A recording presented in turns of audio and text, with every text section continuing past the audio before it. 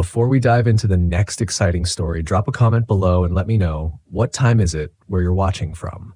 I'm curious to see where everyone's tuning in from around the world. Story 1. The mist rolled in quicker than I'd expected, but I didn't mind. I loved the fog, loved the way it muted everything, softened the edges of the world, made it all feel a little more mysterious. It was perfect for my project. Whispers of the Wild was going to be my best work yet. I could feel it after everything I'd been through in the past year. Hell, in the past month. This was the reset I needed. Just me, my camera, and the Smoky Mountains. No one to answer to, no one to lean on. Just the way I liked it. I hefted my backpack higher on my shoulders and adjusted my camera strap. The trail was rough, more overgrown than I'd expected, but that was part of the draw. The more remote the location, the better the shot. No tourists ruining the landscape with their neon jackets or loud conversations, just untouched wilderness. But untouched wilderness had its downsides. My camera had been acting up since I'd arrived. I'd missed some great shots because of it. Fog rolling over the peaks, a hawk perched on a branch just feet away. But I told myself I didn't care. This trip wasn't about getting everything right. It was about getting away. I paused to catch my breath and set the camera down on a fallen log. The lens fogged up almost instantly in the damp air, and when I wiped it off with the corner of my jacket, I realized I'd smeared dirt across it. Typical. "Come on," I muttered, digging into my bag for a lens cloth. As I crouched there, rubbing at the stubborn streak of mud, I heard it, a soft, rhythmic tapping. At first, I thought it was a woodpecker. There were plenty of them around these parts, but it didn't sound right. Too slow, too steady. Tap, pause, tap, pause. I looked up, but the fog was thickening, swallowing the trees just a few yards ahead of me. The tapping stopped. I told myself it was just a branch knocking against a tree in the wind. I wasn't scared of being out here alone. In fact, I preferred it. No one to distract me, no one to get in my head. Still, the silence that followed felt too quiet, like something was waiting. I shoved the lens cloth back into my pack and stood up, forcing myself to move on. I had a campsite to reach before dark, and I wasn't about to get spooked by a weird noise, at least not this early in the trip. The fog never really lifted by the time I reached the clearing where I planned to camp. It was so thick I could barely see 10 feet in any direction. I set up my tent quickly, more out of habit than anything else, though I couldn't shake the feeling of eyes on me. I wasn't sure why. There was no one around, no animals scurrying through the underbrush, not even a bird call to break the stillness. I figured a good night's sleep would shake off the nerves. I was just tired. The last few months had been brutal, breaking up with Paul, the constant fights before it, the way he made me feel like I couldn't do anything right. This trip was supposed to be my way of proving him wrong, proving to myself that I didn't need him, that I didn't need anyone. But the anxiety crept up on me anyway, a tight knot in my chest as I lay in my sleeping bag, staring up at the ceiling of my tent. Then there was that tapping again, faint and far off. I tried to tell myself it didn't matter, just the wind, just the forest. But then it stopped abruptly, like someone had flipped a switch. And I heard something else, something worse, a whisper. It was so faint I could barely make it out, but it was there, threading through the fog outside. It didn't sound like words, not exactly, but it was too rhythmic to be wind, too deliberate. I sat up listening hard, my heart racing. Nothing. I grabbed my flashlight, clicked it on, and aimed it through the thin walls of the tent. Just mist and shadows. The whispering stopped, but the silence that followed felt alive, thick with something I couldn't name. I switched off the light, telling myself I was just being paranoid, but deep down I knew something wasn't right. The next morning I packed up quickly. I wasn't scared, I told myself. I just wanted to get moving. The fog had lifted slightly, but the forest felt wrong somehow, like it was holding its breath. I didn't like it. I wanted to get to higher ground, get some better shots, and move on. By midday, I'd made it to a rocky ridge that overlooked a valley. It was beautiful, exactly the kind of shot I'd come for. The fog clung to the trees below, creating a sea of white with the mountain peaks poking through like islands. I snapped a few photos, trying to ignore the gnawing feeling in my gut. When I reviewed the pictures on my camera, my breath caught in my throat. There were figures in the fog, At first, I thought it was a trick of the light, just shadows cast by the trees, but the more I zoomed in, the clearer they became. Tall, thin shapes, barely visible but definitely there. Human, or something like it, standing motionless among the trees, watching me. I whipped my head around, scanning the valley below. There was no one, just mist and trees. But in the photos, the figures were there. I lowered the camera, heart pounding. I hadn't imagined it. I couldn't have. And yet, the air around me felt suddenly cold. Not the kind of cold that comes with a change in the weather. This was different, deeper, like it had seeped into my bones. I should have left right then, packed up and headed back to the main trail. But I didn't. I couldn't shake the feeling that something was keeping me here, pulling me deeper into the wilderness. That night, I camped by a small stream. I hadn't seen any more figures, but the unease clung to me like a second skin. I felt like I was being watched constantly. Every time I looked over my shoulder, there was nothing there, but the feeling wouldn't go away. I built a fire, more for comfort than warmth, and tried to distract myself by reviewing the day's photos. That's when I noticed something else. The figures in the fog weren't in just one picture. They were in all of them. Some barely visible, others clearer, standing in groups or alone, always watching, always there. My hands started shaking and I nearly dropped the camera. It was impossible. I'd been out there for hours and I hadn't seen anyone. Not a single hiker, no animals, no birds. But there they were in every shot. Suddenly the whispering started again. It was louder this time, closer. I stood up, flashlight in hand, scanning the trees. The beam of light cut through the mist, but I couldn't see anything. Still, the whispering grew louder, like it was circling me, coming from all directions at once. You shouldn't be here. That's what it sounded like. A woman's voice, soft but firm, blending with the rustling leaves and flowing water. It wasn't clear, not exactly, but the meaning was clear. I wasn't welcome. I swallowed hard, my heart pounding in my chest, and back toward the tent. The whispering followed me, growing sharper, angrier. My flashlight flickered, and for a brief second, I saw her. She stood at the edge of the trees, tall and thin, dressed in old, ragged clothes. Her face was pale, hollow-eyed, and filled with sorrow. She didn't move. She just stood there, watching me with an intensity that made my skin crawl.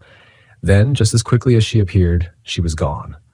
The flashlight flickered back to life, and the whispering stopped. I didn't sleep that night. By the time dawn broke, I knew I had to leave. This wasn't some trick of the mind. No matter how much I'd tried to rationalize it, there was something in these woods, something angry, and I had trespassed. I packed up my gear in record time and set off toward the trailhead. But the forest seemed different now, like the trees were closing in on me. The path I'd taken to get here was gone, swallowed by the fog. My compass spun wildly, useless, and the map was no help in the unmarked wilderness. Panic gnawed at my insides as I stumbled through the underbrush, trying to keep my bearings. But the more I walked, the more lost I became. And all the while, I could feel her watching, waiting. The whispering started again as I crossed a small clearing, louder this time, angrier. I dropped my pack, desperate, and spun around. There she was, standing in the mist, her eyes locked on mine. I fell to my knees, breath coming in ragged gasps. "I'm sorry," I whispered, though my voice was barely audible over the growing wind. "I didn't mean to." Her expression softened just slightly, and for the first time I felt something other than fear. She wasn't just angry, she was in pain. "I'm sorry," I repeated, louder this time. "I shouldn't be here, I didn't know." The wind died down, the whispering faded, and slowly the figure in the mist began to dissolve, melting back into the fog.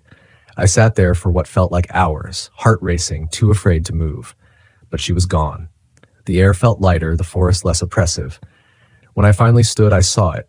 Small, barely visible in the fog, a stone, hidden among the trees, a grave, long forgotten, buried deep in the wilderness. I didn't touch it. I didn't even get close.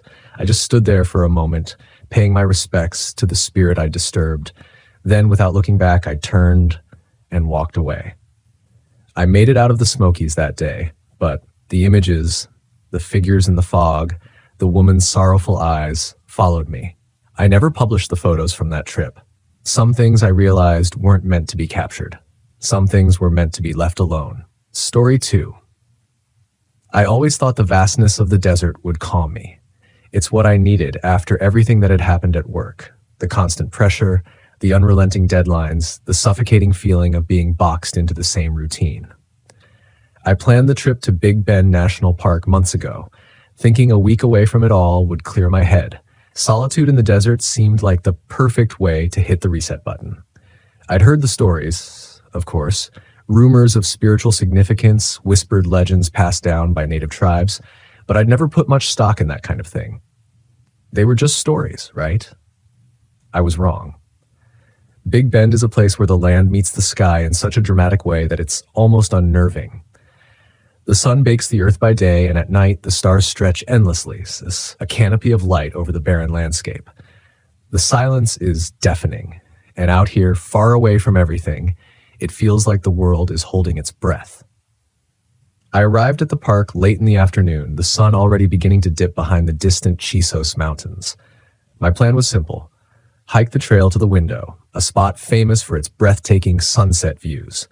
I'd set up camp, spend the night there, and continue deeper into the wilderness the next day. A week alone, away from the noise of civilization. I'd been craving this. Everything seemed perfect at first. The air was dry and warm, the trail rugged but manageable, and my gear was top-notch, a mix of high-end camping equipment and essentials I'd collected over the years. I felt prepared, confident, ready to let the desert cleanse my mind. But that feeling didn't last. By the time I reached my campsite, I noticed my GPS was flickering, the signal coming and going without explanation. I chalked it up to a glitch. Maybe the battery was low, though I had checked it before I left. Then my phone started to act strange. The battery, which had been at 80% when I arrived, drained rapidly, dropping to 20% in just a few minutes. No big deal, I thought. I wasn't here to use my phone. After all, this was supposed to be my escape from technology. As I set up my tent, the sun dipped below the horizon and the cold wind swept through the canyon. I hadn't expected the temperature to drop so quickly, and I fumbled through my pack for my jacket. My hands were shaking, and I wasn't sure if it was from the cold or something else. That's when I heard it. The first sign that something wasn't right. It was faint at first, just a whisper carried on the wind, so soft I thought I imagined it. But then it came again, rhythmic, almost like chanting, echoing through the canyon. I paused, holding my breath, straining to hear. There was nothing, just the sound of the wind. "Get it together, Tyler," I muttered to myself. I was overthinking things again. The wind through the rocks, that's all it was. My mind playing tricks on me, feeding into my anxieties like it always did. I finished setting up camp and tried to relax, but the uneasy feeling wouldn't leave me. The silence was oppressive, heavy, as if the desert itself was waiting for something. I tried to brush it off. I was just tired, exhausted, really. That night, as I lay in my tent, the whispers returned, louder this time, clearer. It wasn't the wind. It was something else, something real. The whispers grew, surrounding me, coming from every direction. They weren't in English, not even Spanish. It was an ancient language, guttural and rhythmic, like a chant I couldn't understand. I sat up in my sleeping bag, my heart racing. I reached for my flashlight, but when I clicked it on, the beam sputtered and died. My hands fumbled in the darkness, searching for my backup lantern. When I found it, I clicked it on, flooding the tent with light, but the whispers didn't stop. They only seemed to get closer. I tried to stay calm, telling myself it was just my imagination, but deep down, I knew something was wrong. This wasn't just anxiety. Something was out there. I stepped outside. The cold air hit me like a slap to the face. The fire I'd built earlier had long since died down to embers. I looked around, scanning the landscape with my lantern. That's when I saw it. The small stone cairns, dozens of them, scattered around the edges of my campsite like tiny tombstones. They hadn't been there when I set up camp, I was sure of it. A chill ran down my spine. Someone had been here. Or something. My mind raced. Could it have been other hikers? A prank, maybe. But the trail had been empty when I arrived, and this was an isolated spot. No one would have come this far just to mess with me. The whispers grew louder, more insistent.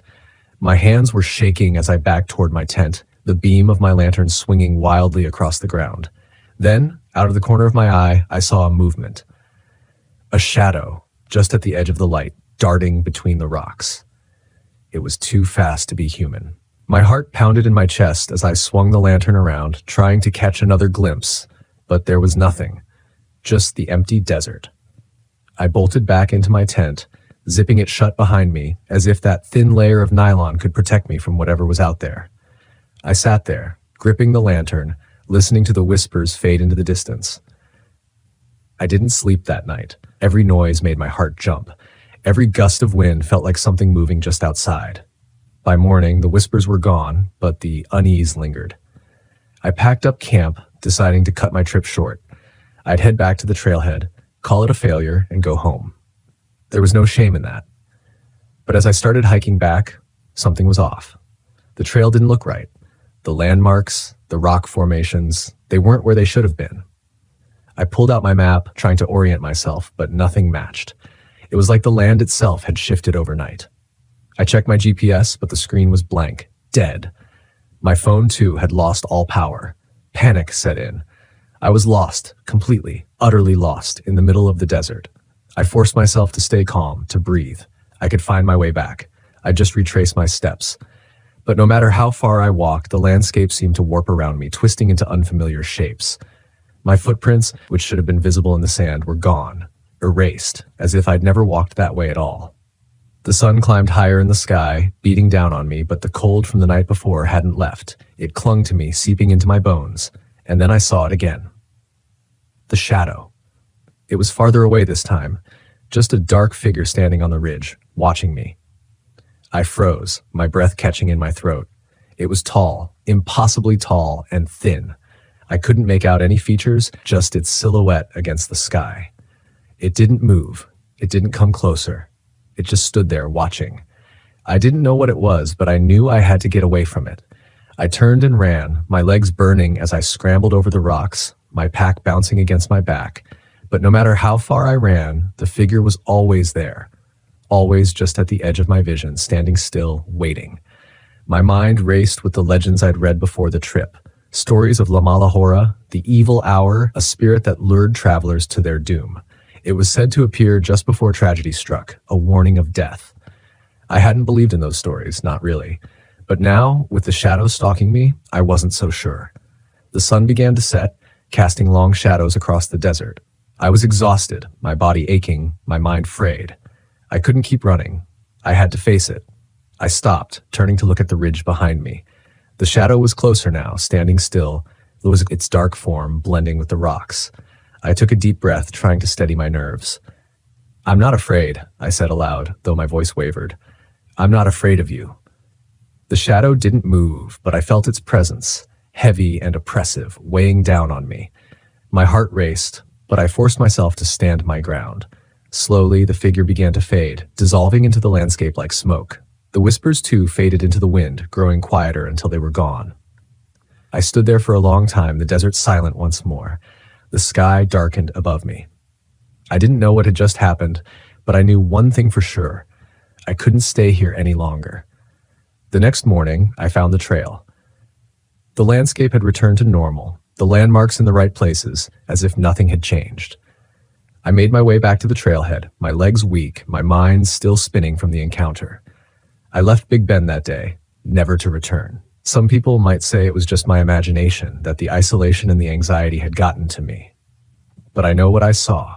I know what I heard. The desert is a place of mystery, a place where the veil between worlds is thin, and sometimes something crosses over. Story 3. The road wound through the dense trees, snaking deeper into the heart of the low national forest. The thick canopy above allowed only sparse sunlight to filter through, casting shadows across the narrow dirt road. I gripped the steering wheel of my RV, trying to shake off the gnawing sense of unease creeping up my spine. It had been 3 hours since I'd passed another vehicle. Solitude was the whole point, wasn't it? This trip was supposed to help me clear my head, to reconnect with myself after the divorce. I had spent the last few months in a fog, and this trip to Deadwood Creek was meant to be my escape, a test of independence. No ex-husband, no stress, just me in the wilderness. I needed this. At least, that's what I'd been telling myself for the past 2 weeks. Deadwood Creek Campground wasn't listed on any mainstream maps, just a blip on an obscure site for hardcore campers who sought isolation. The campground had a reputation, but that was part of the appeal. I needed remote quiet, far away from anything that reminded me of what I'd left behind. But as I pulled into the clearing, past the sign half buried in moss that read Deadwood Creek, a shiver ran through me. The place was eerily quiet, the kind of silence that makes you second-guess your decision to be alone. I parked the RV near a small trickling creek. The only other vehicle was an old beat-up camper a short distance away, nestled under the towering pines. It was empty, no sign of movement, no campfire. Good. I wasn't in the mood for socializing. I stepped out into the cool afternoon air and surveyed the site. The woods were thick, ancient. The ground was littered with pine needles, muffling the sound of my footsteps. A perfect retreat. I set up camp, unfolding my chair and setting my mug of tea beside me as I sat by the creek, listening to the soft gurgle of the water. It was peaceful, just as I'd hoped. But after a while, the peace felt off. Too still. The air grew heavy, pressing down on me, and the silence wasn't comforting anymore. It was oppressive. My mind wandered back to the stories I'd read online, the rumors about Deadwood Creek's dark history. This used to be a mining settlement during the gold rush, or so the tale went. Dozens of men had come to find their fortunes, but most found only death. Mysterious disappearances, bodies never recovered. Some say the men still haunt the place, bound to the land, working their endless shifts beneath the earth. I dismissed it at first, chalking it up to local folklore meant to spook tourists. But now, sitting alone in the fading light, the stories didn't seem so far-fetched. The wind rustled the trees and I jumped at the sound. Get it together, Hannah, I thought, rolling my eyes at my own nerves. I hadn't come all this way just to scare myself into leaving. That's when I saw him, a man standing near the edge of the campground, just at the tree line, leaning against a tree. He was tall with broad shoulders and a scruffy beard, his clothes worn and dirty as if he'd been out here for weeks. His gaze was fixed on me. I waved awkwardly, and he lifted a hand in response before slowly walking over. "Didn't mean to spook you," he said, his voice easy, almost too casual. "Didn't expect anyone else out here this late in the season." "I wasn't expecting anyone either," I replied, forcing a smile. "Just needed some time alone, you know." "Yeah, I get that." He chuckled, though the sound didn't quite reach his eyes. "I'm Rick, by the way. Been coming here for years." I nodded, unsure what to say. Rick had the look of someone who belonged out here, who knew the woods like the back of his hand. I didn't. "Be careful out here," Rick said after a pause, his gaze drifting toward the woods. "Deadwood Creek's got a history. Strange things happen when the sun goes down." My skin prickled at his words, but I forced myself to laugh. "Let me guess, ghost stories? Miners and all that?" Rick's expression didn't change. "Something like that. Just don't stray too far from your camp." He turned and walked back to his camper without another word, leaving me with a knot of unease in my stomach. That night, I couldn't sleep. The RV was quiet, the temperature inside dropping faster than I expected. I wrapped myself in blankets and tried to ignore the feeling that something was wrong. Then the sound started. At first, I thought it was the wind, but soon I realized it was more than that. Faint at first, barely perceptible. A rhythmic clinking echoed from the direction of the creek. It sounded like tools, mining tools, pickaxes striking rock. I bolted upright in bed, my heart pounding. No, I was just imagining it. This was what I came here for, solitude. But I couldn't shake the sound.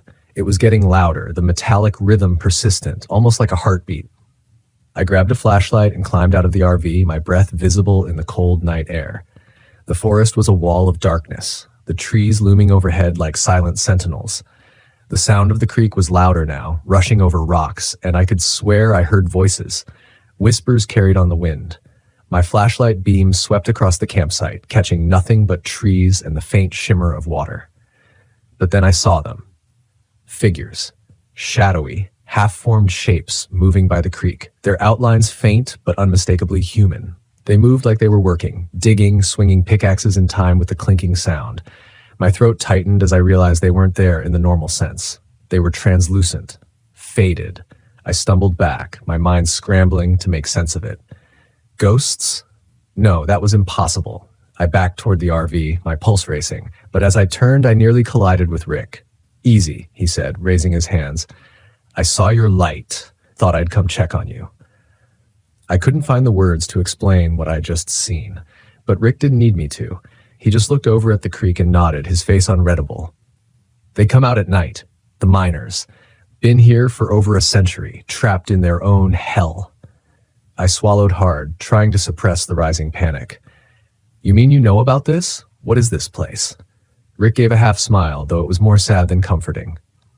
Deadwood Creek. These men came here to find gold, but all they found was death. Now they're stuck here, working the land forever. Some nights, they're just echoes. Other nights...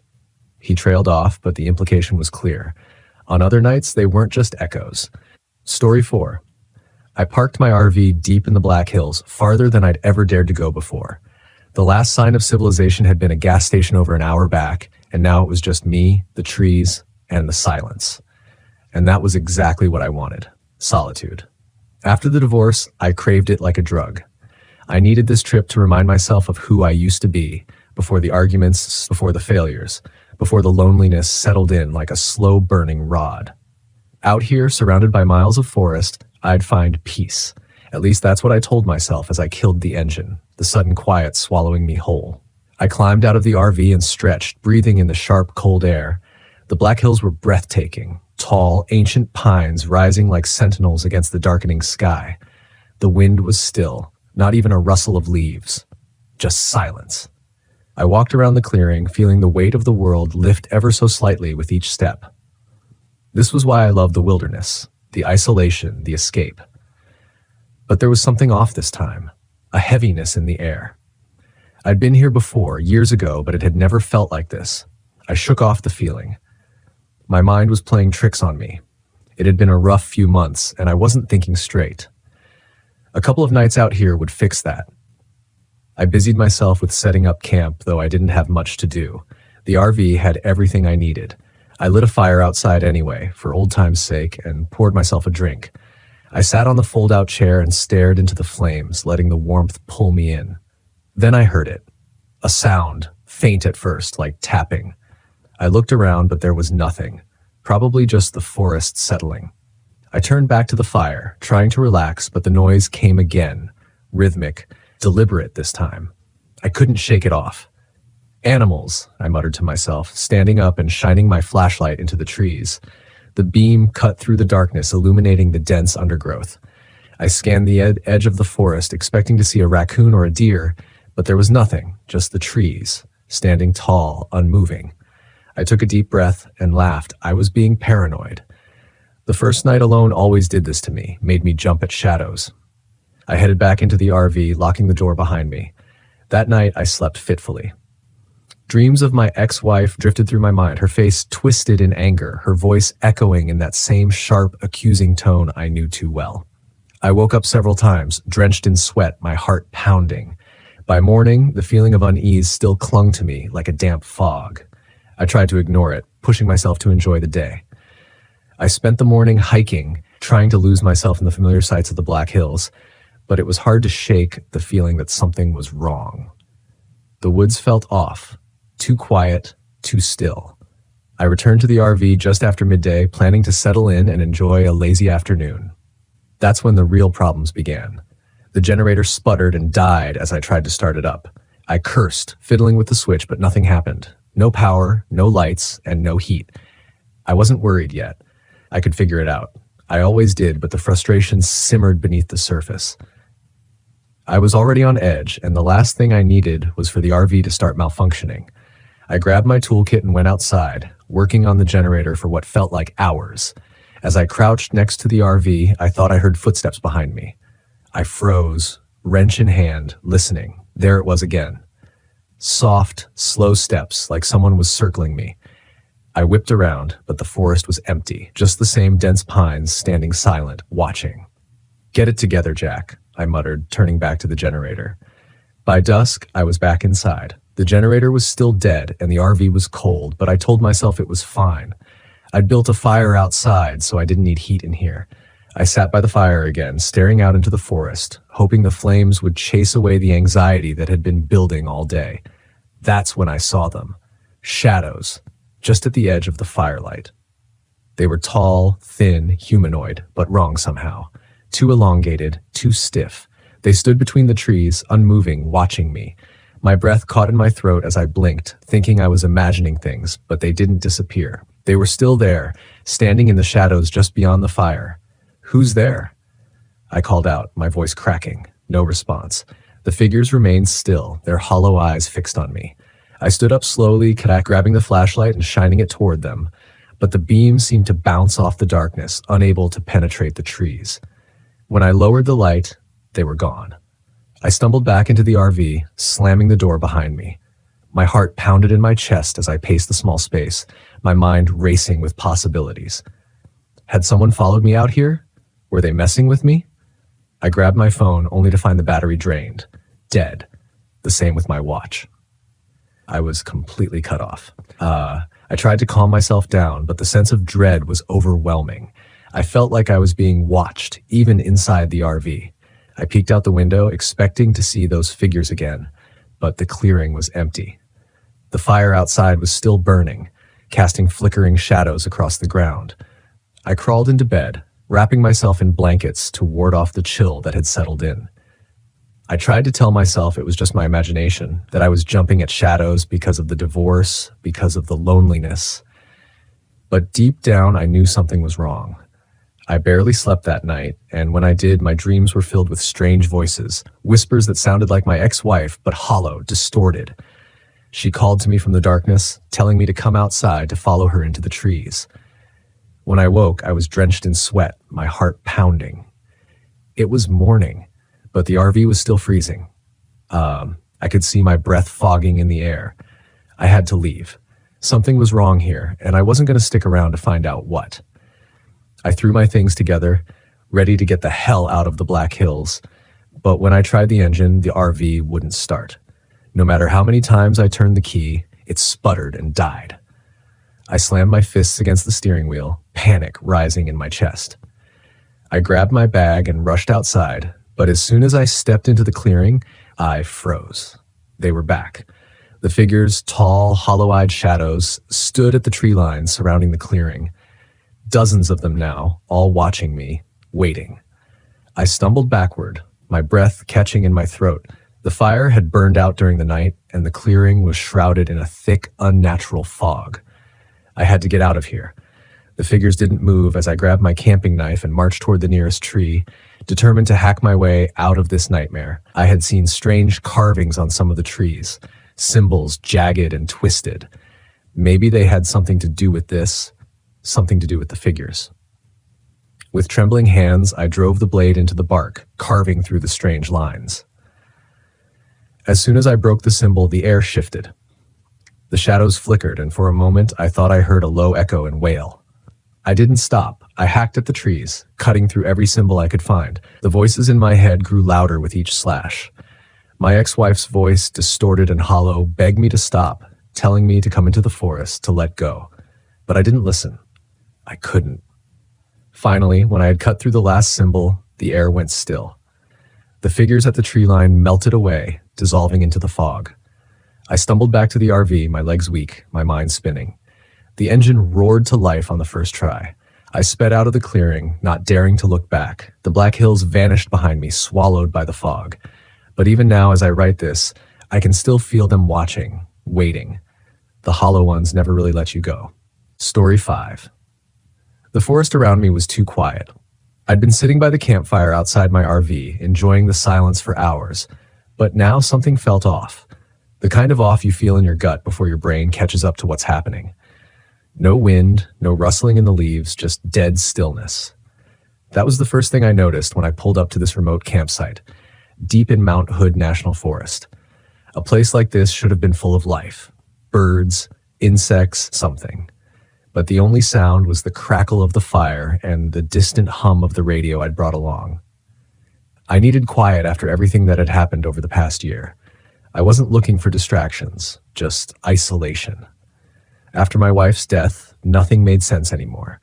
People kept telling me I needed to move on, but the noise of life, the sympathy, the well-meaning advice, the friends who didn't know what to say became unbearable. So I packed up and hit the road, hoping the wilderness would give me space to think, or maybe stop thinking altogether. I thought the forest would help. It had, until now. The radio's static broke the silence, a sudden burst of garbled noise that made me jump. I turned my head toward the RV where the old ham radio sat inside. I hadn't even touched the thing in hours. It was an antique one I'd brought along to mess around with during my downtime, but the signal had been dead all day. No stations, no chatter, nothing until now. I stood up from the fire, walking over to the RV and ducking inside to check the radio.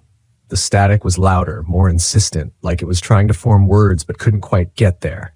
I twisted the dials, searching for a clearer signal, but all I got was more white noise.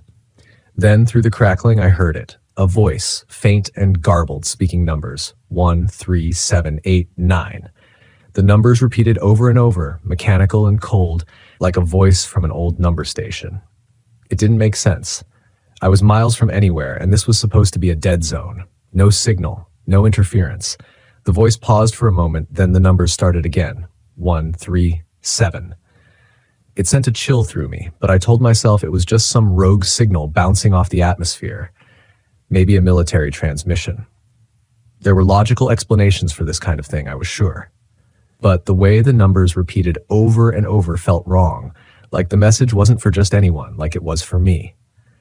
I shut the radio off, my fingers trembling slightly. I wasn't here for this. I needed quiet, not some weird radio signal rattling around in my head. The next day, I tried to forget about the radio. I spent the morning hiking through the woods, the towering pines looming overhead like silent giants. The air was cool and damp, the sky just a sliver of gray through the dense canopy. But something gnawed at me, a faint buzzing at the back of my mind. No birds, no animals, just silence. When I returned to the campsite, the radio was on again, static blaring from the speakers. I hadn't touched it. I stepped inside the RV, staring at the radio like it might come to life. The static was louder now, more intense. I could feel it in my bones, like the vibration from a low hum in the ground. And beneath the static, the numbers were back. 1, 3, 7, 8. I slammed my hand down on the off switch, killing the sound. My pulse was racing, my mind scrambling for an explanation. It had to be a glitch. Something with the wiring, maybe a stray electrical signal. I'd worked with enough technology over the years to know that things sometimes did strange things when you weren't looking. But the numbers, the way they were so clear, so deliberate, made me uneasy. I stepped back outside, trying to push the growing sense of unease away. That's when I noticed the man standing at the edge of my campsite. I hadn't heard him approach. He was just there, tall, scruffy, wearing a weather jacket and a backpack slung over one shoulder. He looked like a camper, but there was something about the way he stood, stiff and tense, like he was waiting for something to happen. "Hey," I called out, trying to keep my voice steady. "You lost?" The man looked at me, his face tight with anxiety. I heard it too. I froze, my heart skipping a beat. "Heard what?" "The signal. The numbers," he said, glancing toward the RV. "I've been picking it up on my own radio. It's not normal." My mouth went dry. "You've heard it too?" The man nodded. "I'm Ben," he said, stepping closer. His voice was low. "I was camping a few miles down the road. I've been getting static, voices, weird electrical interference. My GPS stopped working. My cell phone drained to 0 in minutes." I swallowed hard, my mind racing. "What do you think it is?" Ben shook his head, his eyes darting toward the trees. "I don't know, but it's not natural. The way the signal moves, it's like it's getting closer." I didn't know how to respond to that. I was a man of logic, of science. Signals were signals. Glitches were glitches. But there was something about the way Ben spoke, the fear in his eyes, that made my skin crawl. That night, the radio came to life again. I tried to ignore it, tried to focus on the campfire and the peaceful silence of the woods, but the static was louder than before. The numbers were clearer, more insistent. 1, 3, 7. Ben was sitting across from me, his hands wrapped around a cup of coffee. His eyes were constantly scanning the dark forest around us. He hadn't relaxed since he showed up, and I couldn't blame him. There was something wrong here, something I couldn't explain. "You think it's some kind of broadcast?" I asked, more to fill the silence than anything. Ben shook his head. "I don't think it's a broadcast at all." "What do you mean?" He hesitated, then leaned closer, lowering his voice. "I think it's a warning, or a signal from something out there." I stared at him, trying to process what he was saying. A warning from what? Before I could ask more, the static on the radio cut out for a moment. There was only silence, the kind of silence that presses down on you, that makes your skin prickle with anticipation. Then a sound, a soft, rhythmic clicking, like something metallic tapping against wood. I grabbed my flashlight and pointed it toward the trees, but the beam only revealed darkness. The clicking grew louder, echoing through the forest. Then, through the radio, a voice crackled to life. "We see you." My blood ran cold. Ben's eyes widened, his face pale. "What the hell was that?" he whispered. I could barely whisper back, my voice barely audible over the pounding of my heart. "We see you," the voice repeated, distorted and mechanical. "We see you." I stood up, flashlight shaking in my hand. The clicking sound was closer now, moving through the trees. The forest seemed to pulse with energy, the air growing thick and heavy, like the atmosphere itself was alive. "I think we should leave," Ben said, his voice tight with fear. For once, I agreed. The next morning, I found Ben's tent abandoned. His gear was scattered around the clearing, but there was no sign of him. No footprints, no note, just the cold, empty forest and the low hum of static that had settled into the air like a living thing. I tried to follow his tracks, but they vanished in the thick underbrush. It was like he'd walked into the trees and disappeared. The GPS on my phone was useless, spinning me in circles, the battery draining faster than I'd ever seen. The static in my ears grew louder the further I went, like the signal was inside my head, vibrating through my skull. The numbers were back too, repeating over and over, etched into my mind. 137. By midday, I stumbled across something I hadn't expected, an old, dilapidated radio tower hidden deep in the woods. The metal was rusted, vines crawling up the sides, but it was still faintly humming with power. I climbed the tower, every step echoing in the stillness. My heart hammered in my chest. At the top, I found the source of the signal, a small glowing device, pulsing with an eerie cold light. It didn't belong here. It wasn't part of the original tower. It was something else, something foreign.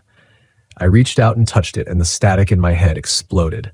The numbers, the clicking, the voices all crashed into me at once in an unbearable cacophony of sound. I stumbled back, nearly falling off the tower, as the forest seemed to come alive around me. The lights returned, flickering in the trees, cold and mechanical. The clicking grew louder, more frantic, as if something was chasing me. I ran. I don't remember how I made it back to the RV. The lights followed me, the clicking never far behind. But I managed to get inside and slam the door shut. My hands were shaking as I started the engine, the device still clutched in my hand. As I drove away, the static began to fade, but the numbers never left me. They echoed in my mind, a constant whisper. Even as the forest disappeared in the rearview mirror, it didn't stop. It's been days now, and I'm still hearing them. 137.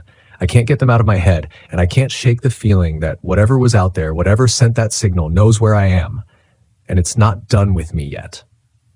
Story 6. I should have known something was wrong the second I stepped out of the RV. The forest around me felt too still.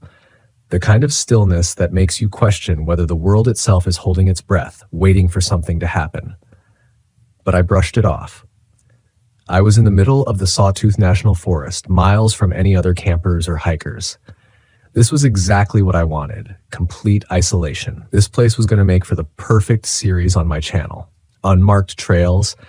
I'd call it a deep dive into forgotten paths, places people were too afraid to explore.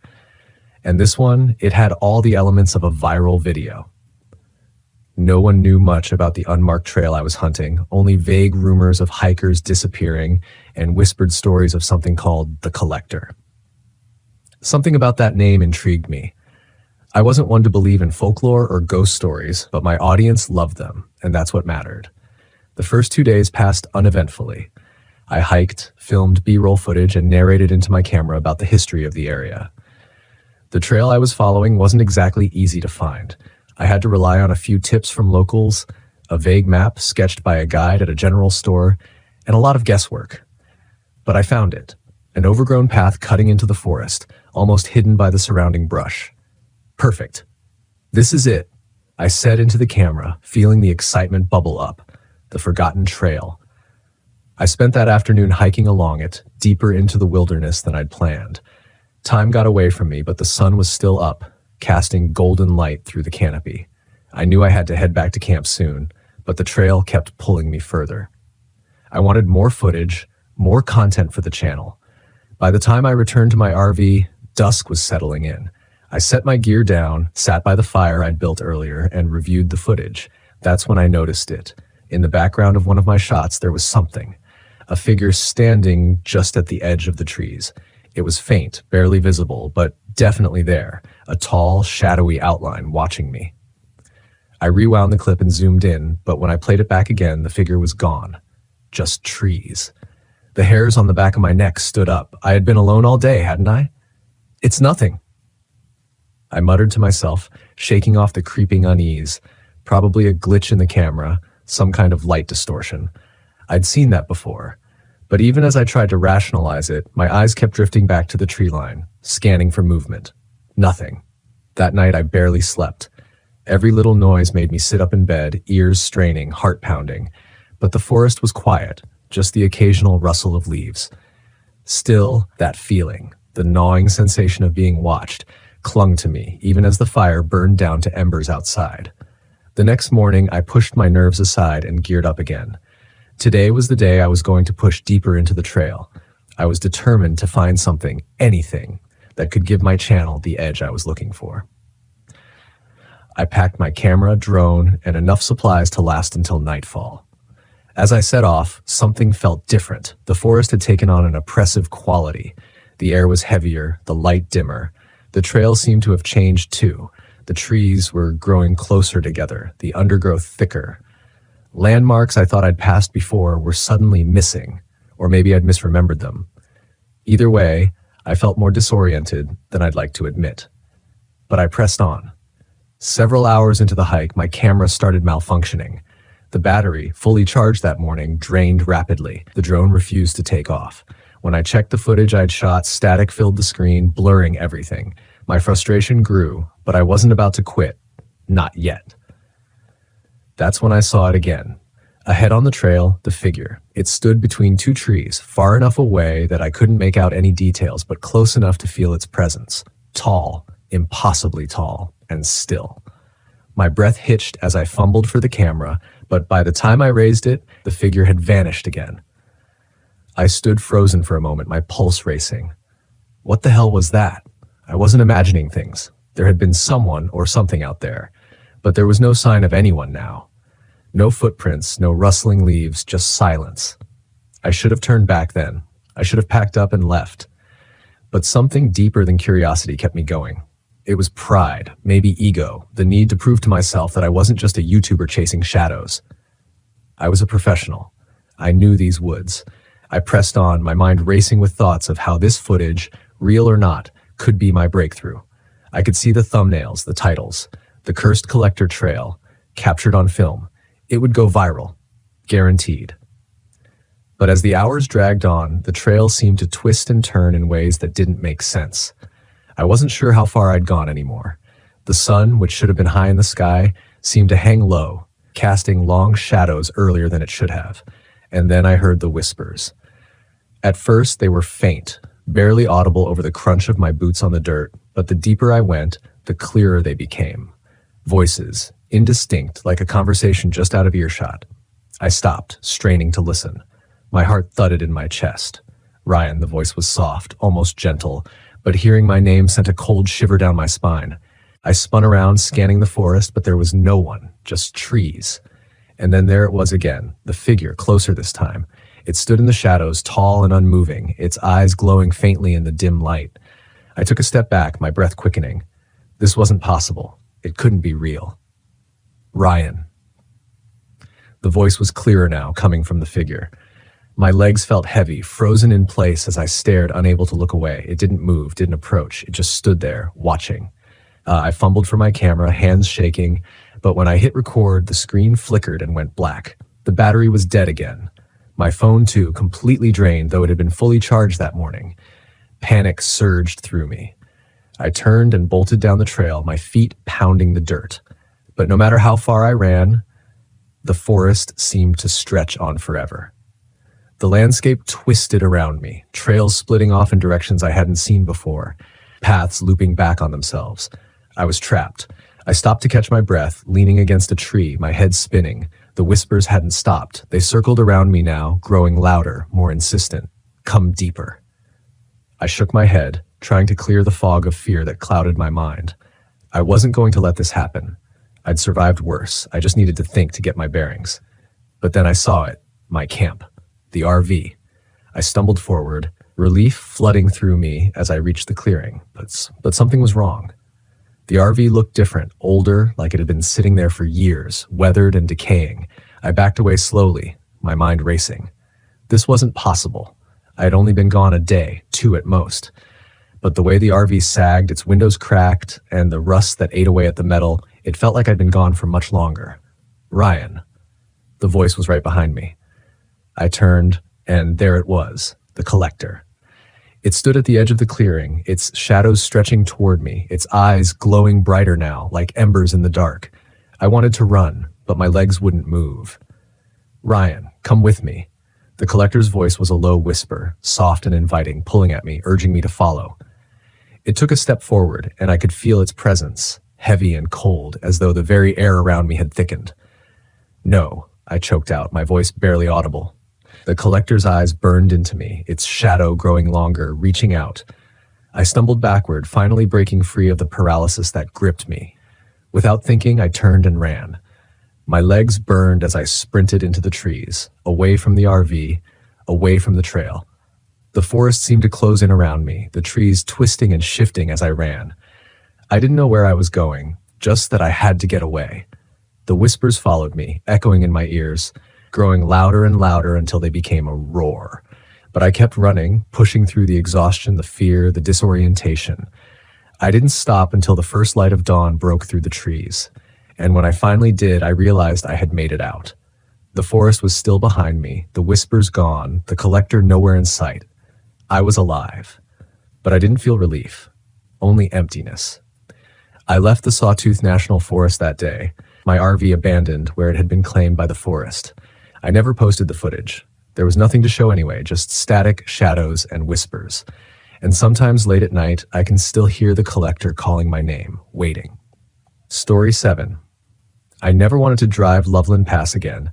I hadn't been back on that stretch of road since the night Marty died. The night his rig went over the edge and disappeared into the fog, like it had never existed. The only thing they found was twisted metal at the bottom of the canyon. I told myself it wasn't my fault, but the guilt stuck to me like oil on a rag, refusing to wash off no matter how many miles I put between me and that place. But Pete called in a favor. He needed me, and I owed him more than I could count.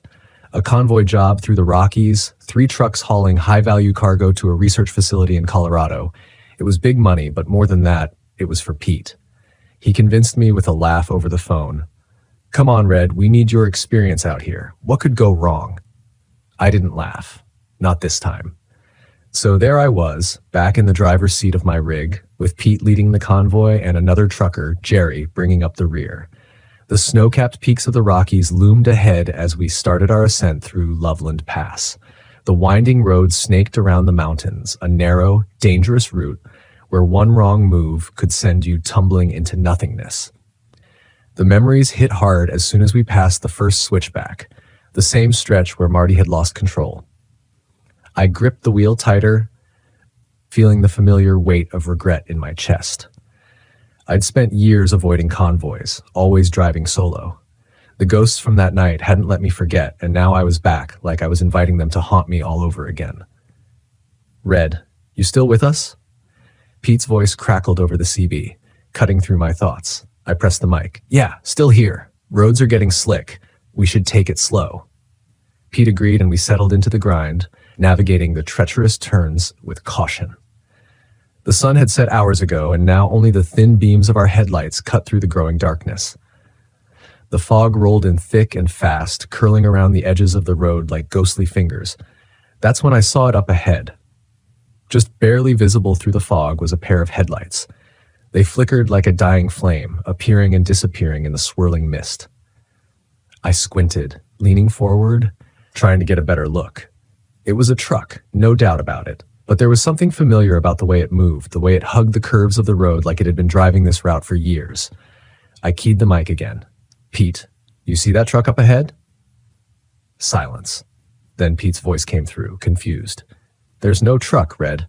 Just us. I glanced in the mirror. Jerry's headlights were still behind me, steady and unchanging. But the truck in front, it wasn't one of ours. I let go of the mic, my gut tightening. Maybe it was a local driver, someone familiar with the area, but as I watched it more closely, I knew that wasn't right. The truck was old, real old, the kind of rig you didn't see much on the road anymore. And then it hit me, hard and fast.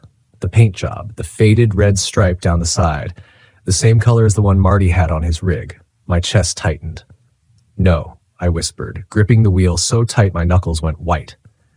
It couldn't be Marty's truck. It was gone, destroyed, crumpled at the bottom of a canyon. But this was his rig. It had to be. The headlights flickered again, and then the truck was gone, swallowed by the fog like it had never been there. Red, you good back there? Pete's voice crackled through again. I didn't respond right away. My pulse was racing, my hands slick with sweat. I glanced around, looking for any sign of the truck, but the road was empty.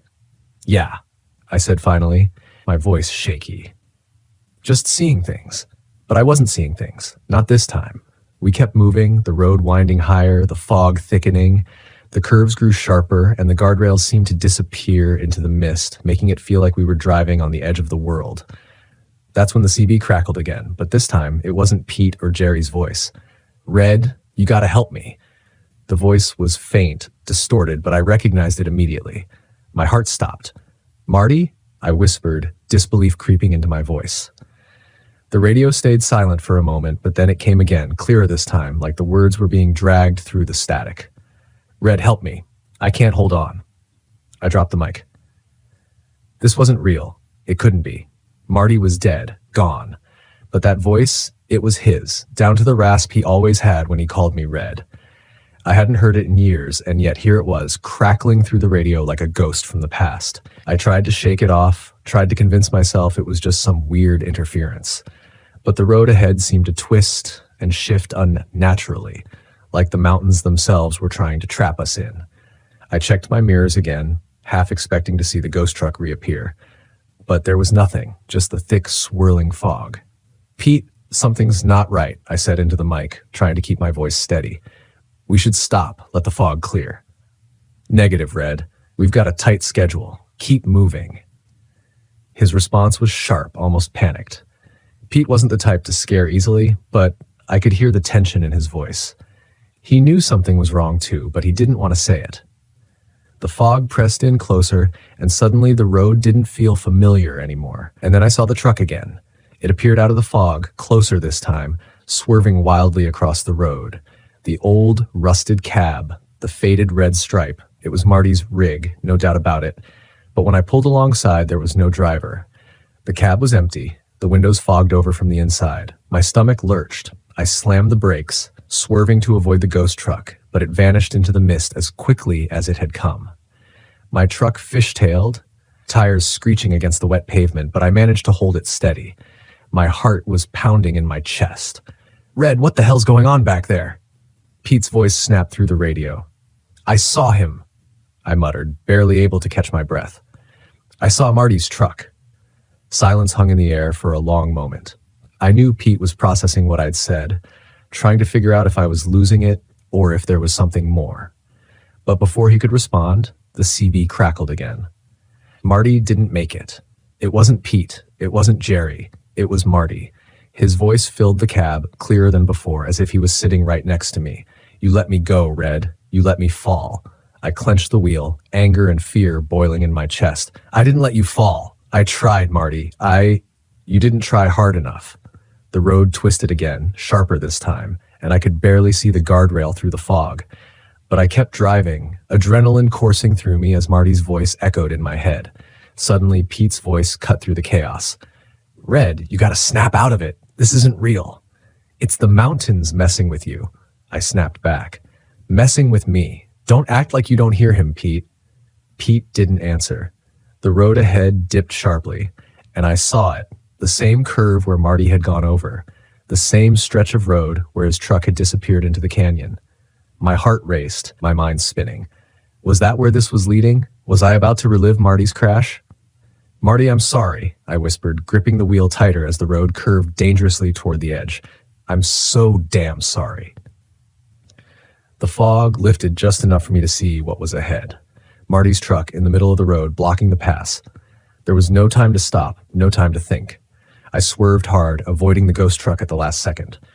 My rig skidded, the wheels screeching as I fought to keep control. For a moment, I thought I was going over the edge. The wheels teetered on the lip of the canyon, the guardrail creaking under the weight of the truck. But I yanked the wheel, pulling the rig back onto solid ground. My breath came in ragged gasps. I looked in the rearview mirror. The ghost truck was gone. The fog was clearing, and for the first time in years, I felt like I could breathe. Red? Pete's voice came over the radio. Softer now. You still with us? Yeah, I whispered, gripping the wheel with trembling hands. I'm still here. The mountain stretched ahead, empty and quiet, but I could still hear Marty's voice in the back of my mind, and I knew, in some way, he'd always be with me. We made it through the pass just as the sun broke over the horizon, casting a pale light over the jagged peaks. The road ahead was clear, but I knew I'd never forget the night I'd faced Marty's ghost. My name is Isaac Hunter, and I'm 39 years old. This happened 1 year ago during a weekend camping trip to Dakota Cave State Park in Iowa. Back then, I thought the worst thing I had to deal with was my grief. Losing my sister Ella had taken everything out of me. But I was wrong. That trip became something else entirely, something I still don't understand. I'd been traveling the country in my RV for almost a year, working as a travel nurse, and taking time off between assignments. The solitude suited me. After Ella's death, I couldn't stand being around people for too long. She was my only family, and losing her had left a hole I didn't know how to fill. Nature became my escape, my way of feeling something other than loss. When I pulled into Dakota Cave State Park, I was struck by its beauty. The wooded trails, the moss-covered rock formations, the caves winding through the earth like veins. It all felt ancient, untouched. The air smelled of damp stone and fresh pine, and for a moment, I thought I might find some peace there. That night, I parked my RV in a quiet spot near the edge of the campground. There were a few other campers scattered around, but I chose a site far from everyone else. I liked being alone.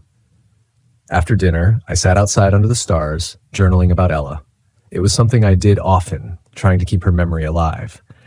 The first sign that something wasn't right came just after midnight. I was lying in bed, the RV windows cracked to let in the cool night air, when I heard it. A faint giggle, high-pitched and distant, like a child playing hide-and-seek. I froze. It was late, and there were no families camping nearby. I sat up, listening. The giggle came again, closer this time, followed by the soft patter of footsteps on the gravel outside.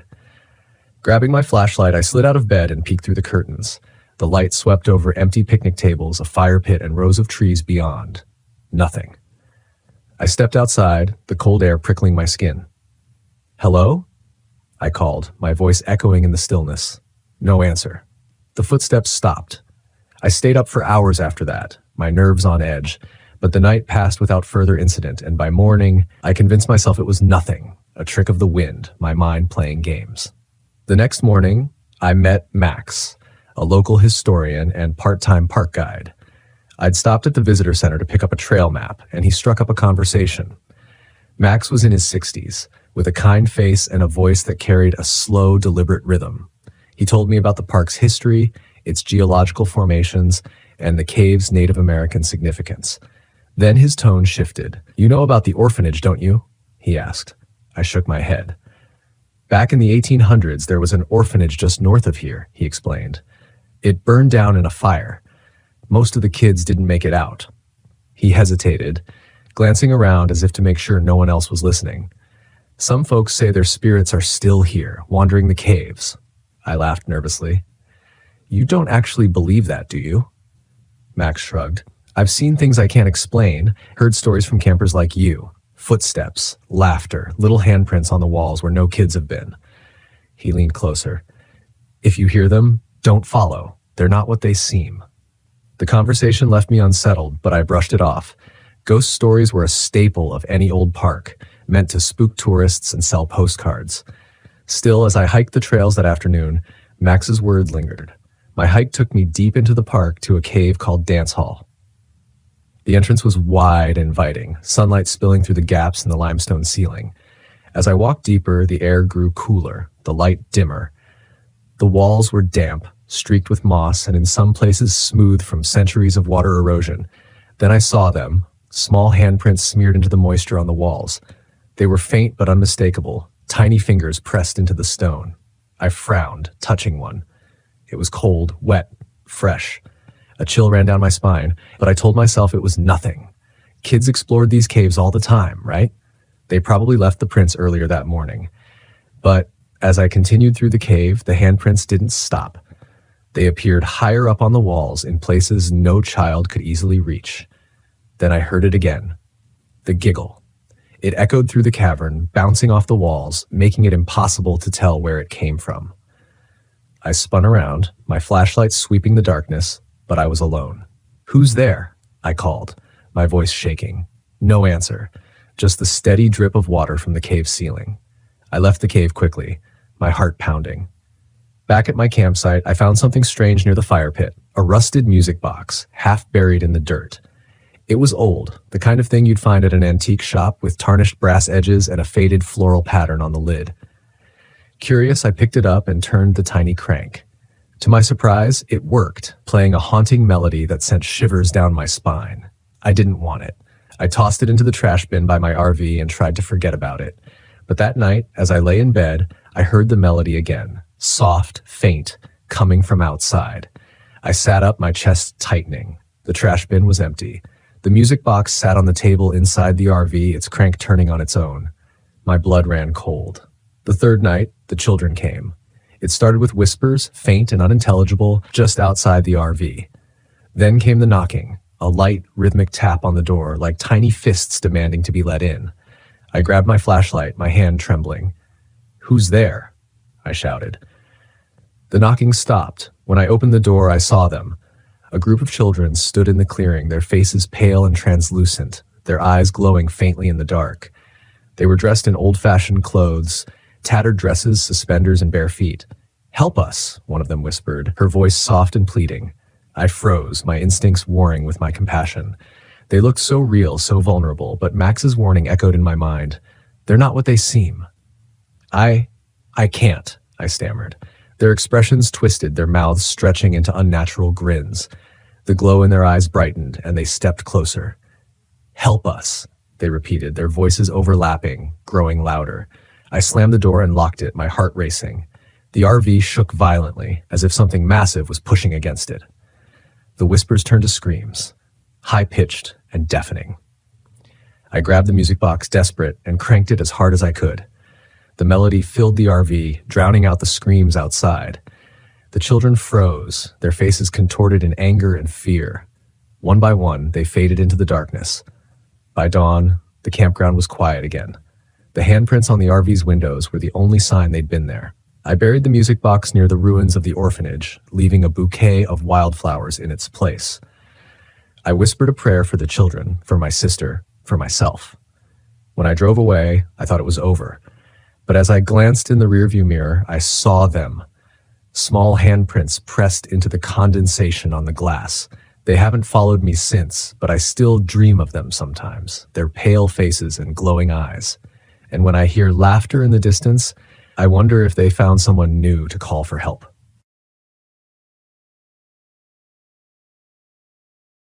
My name is Mila Williams, and I'm 30 years old. What I'm about to tell you happened in October, just a few months ago, at Effigy Mounds National Monument in Iowa. It started as a simple camping trip with my brother Eli, his best friend Mia, and her boyfriend Derek, but it became something none of us could have ever imagined. I thought a weekend out in nature would help us all reconnect. My brother and I hadn't been close for years. Years of college, work, and life had gotten in the way. Mia suggested making it a group thing, hoping it would take the pressure off. Derek brought the gear, and I brought the food. We thought we were prepared. We weren't. We reached the park on a chilly Friday afternoon. The trees, still heavy with autumn leaves, glowed red and gold in the late-day sun. Effigy Mounds is known for its eerie beauty, ancient burial mounds shaped like animals dotting the forest. Local legends talk about spirits protecting the land, but we brush those stories off as just that, stories. The ranger who checked us in, a wiry man with weathered skin, gave us a look when I mentioned our campsite deep in the forest. "Respect the land," he said, "and it might respect you back." I laughed nervously, thinking he was just playing up the mystique of the place. Eli rolled his eyes, muttering something about tourist traps. I shot him a look but let it go. He never took anything seriously. By sunset, we'd set up camp near the river. Derek, ever the Boy Scout, had gotten a fire going, and Mia had convinced us to toast marshmallows even before dinner. It was peaceful. I should have enjoyed it more, but something about the forest felt off. Too quiet, too still. The first strange thing happened after we'd gone to bed. We were crammed into 2 tents because Eli's was torn, a fact he conveniently neglected to mention until we got there. I shared one with Mia, while Derek and Eli took the other. The ground was hard and the air was freezing, but I must have drifted off because I woke to a sound outside. It was faint at first, like the rustling of leaves, but then I heard it clearly, a low, mournful cry that carried through the night. It wasn't an animal. I'd been camping enough to know the difference between a coyote's howl and whatever this was. "Did you hear that?" I whispered to Mia. She was already awake, her eyes wide. "Probably a deer," she said, but her voice lacked the conviction. In the other tent, Derek stirred. "What is that?" he called out. "Go back to sleep," Eli groaned, always the skeptic. None of us got much rest after that. The next morning, I found my jacket shredded and hanging from a low branch about 20 feet from camp. It looked like something had clawed it to pieces, though Derek insisted it must have gotten caught on the brambles when I wasn't looking. "I didn't take it off," I said, holding up the ruined fabric. "It was inside the tent." Eli shrugged. "A raccoon, maybe?" "A raccoon didn't do this," I snapped, but I dropped it. I didn't want to ruin the trip over something I couldn't explain. We spent the day hiking the trails, passing by several of the burial mounds. They were unsettling, even in broad daylight. The largest, shaped like a bear, loomed over us, its contours stark against the blue sky. Mia lingered, snapping photos, while Derek muttered about staying on schedule. "Come on," he said. "We've got to get back before dark."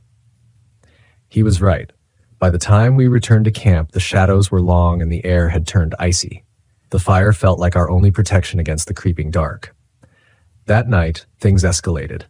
Around midnight, Eli woke me up, shaking my arm. "Mila," he hissed, "I heard you calling me." "I was asleep," I said groggily, but his face was pale, his eyes wide with fear. "It was your voice," he insisted. "Out in the woods." My stomach turned. I wanted to tell him he was imagining things, but I'd heard something too, a faint whispering just outside the tent. So quiet, I couldn't make out the words. We huddled by the fire, all 4 of us. Mia was trying to stay calm, but her hands trembled as she held her mug of coffee. Derek kept scanning the trees, his flashlight beam bouncing off the trunks. Then Mia froze. "Did you see that?" she whispered, pointing into the darkness. We all turned. At first, I thought she was imagining things, but then I saw it too, a pale figure standing just beyond the firelight. It didn't move, it didn't make a sound, and then it was gone, slipping into the shadows like smoke. "What the hell was that?" Derek whispered. No one had an answer. We should have left then, but Derek convinced us to stay. "It's just some weird local wildlife," he said. "We'll leave tomorrow." That morning, Mia grew distant. Her usual bubbly energy was replaced with something cold and sharp. She stared off into the woods as if listening to something none of us could hear. "I think we should go," I said, but Eli scoffed. "You're overreacting." "Am I?" I wanted to scream, but I bit my tongue. I didn't want to give him another reason to think I was being dramatic. That evening, Derek wandered off to relieve himself and came back different. He was quieter, his movements slower, as if something was weighing him down. When I asked if he was okay, he just nodded, avoiding eye contact. By the time the sun set, the forest felt alive, pressing in on us from all sides. The whispers were louder now, no longer confined to the edge of hearing. They were all around us. "Marcus," the voice was mine this time, calling out from somewhere deep in the trees. "Help me." Eli stood, his face pale. "Mala, stop it." "It's not me," I said, my voice trembling. The night was chaos. Derek attacked first, lunging at Eli with a strength that didn't seem human. His eyes were wild, his mouth twisting into an unnatural snarl. It took all three of us to restrain him, tying him to a tree with the last of our rope. "We need to leave," Mia said, her voice shaking.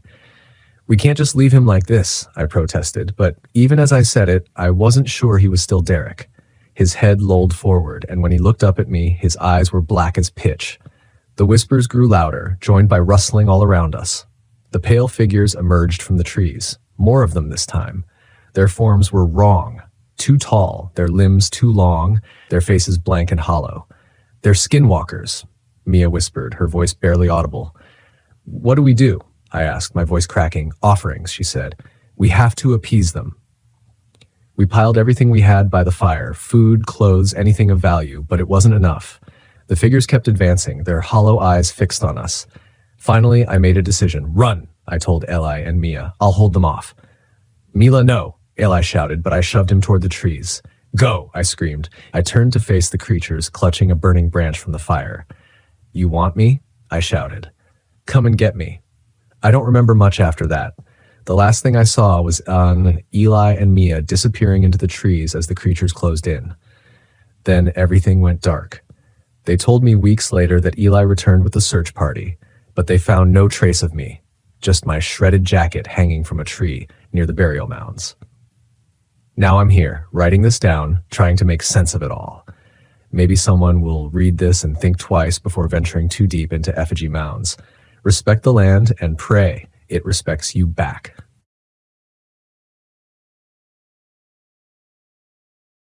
This happened in September, just as summer was bowing out and the air carried that crisp edge of fall. My name is Elliot Harper, and I'm 28 years old. I've always considered myself a practical guy, not prone to flights of fancy or jumping at shadows. But what happened to me and Julian Torres in the depths of Chippewa National Forest isn't something I can explain logically. It's haunted my nights ever since. It all started when Julian convinced me to join him on a weekend camping trip. Julian, my best friend since college, was struggling with his photography career, and I was fresh out of a painful breakup. He thought this trip could help us both clear our heads. I was hesitant. I prefer familiar trails and well-marked campgrounds, but Julian, ever the impulsive adventurer, insisted we try somewhere more remote. That's how we ended up driving north to Cass Lake in Chippewa National Forest. Julian promised it would be serene, untouched, and photogenic. The phrase sounded like an ad pitch, but I agreed. We packed light, sleeping bags, a tent, a portable stove, and Julian's camera gear. The drive to the forest was pleasant enough. By the time we arrived, the sun hung low in the sky, casting long shadows across the dense pine trees. Julian was practically vibrating with excitement as he fiddled with his GPS. "We'll head down this path," he said, pointing to a faint trail barely visible under fallen leaves. "That's not on the map," I said, frowning. "Exactly," he grinned. "The best spots never are." Against my better judgment, I followed him. The trail quickly became more of a suggestion than a path. We pushed through thick underbrush, each step crunching on twigs and leaves. Julian snapped photos of everything. Beams of sunlight slicing through the trees, a squirrel leaping between branches, even a twisted old tree with bark resembling a screaming face. "This is what I needed," Julian said, his voice breathless. By dusk, we found a small clearing and set up camp. The forest was alive with sound, crickets, the distant hoot of an owl, and the rustle of small animals in the brush. It was comforting in a way. After eating a quick meal of instant noodles, we settled by the fire. "I told you this was a good idea," Julian said, poking at the flames with a stick. I shrugged. "We'll see." That night, I woke to silence. It was the kind of quiet that presses on your ears, so unnatural it forces you awake.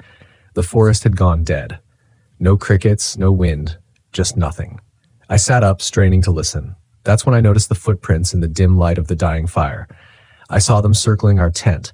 Large, distorted tracks, like a human's, but with toes too long and claws at the tips.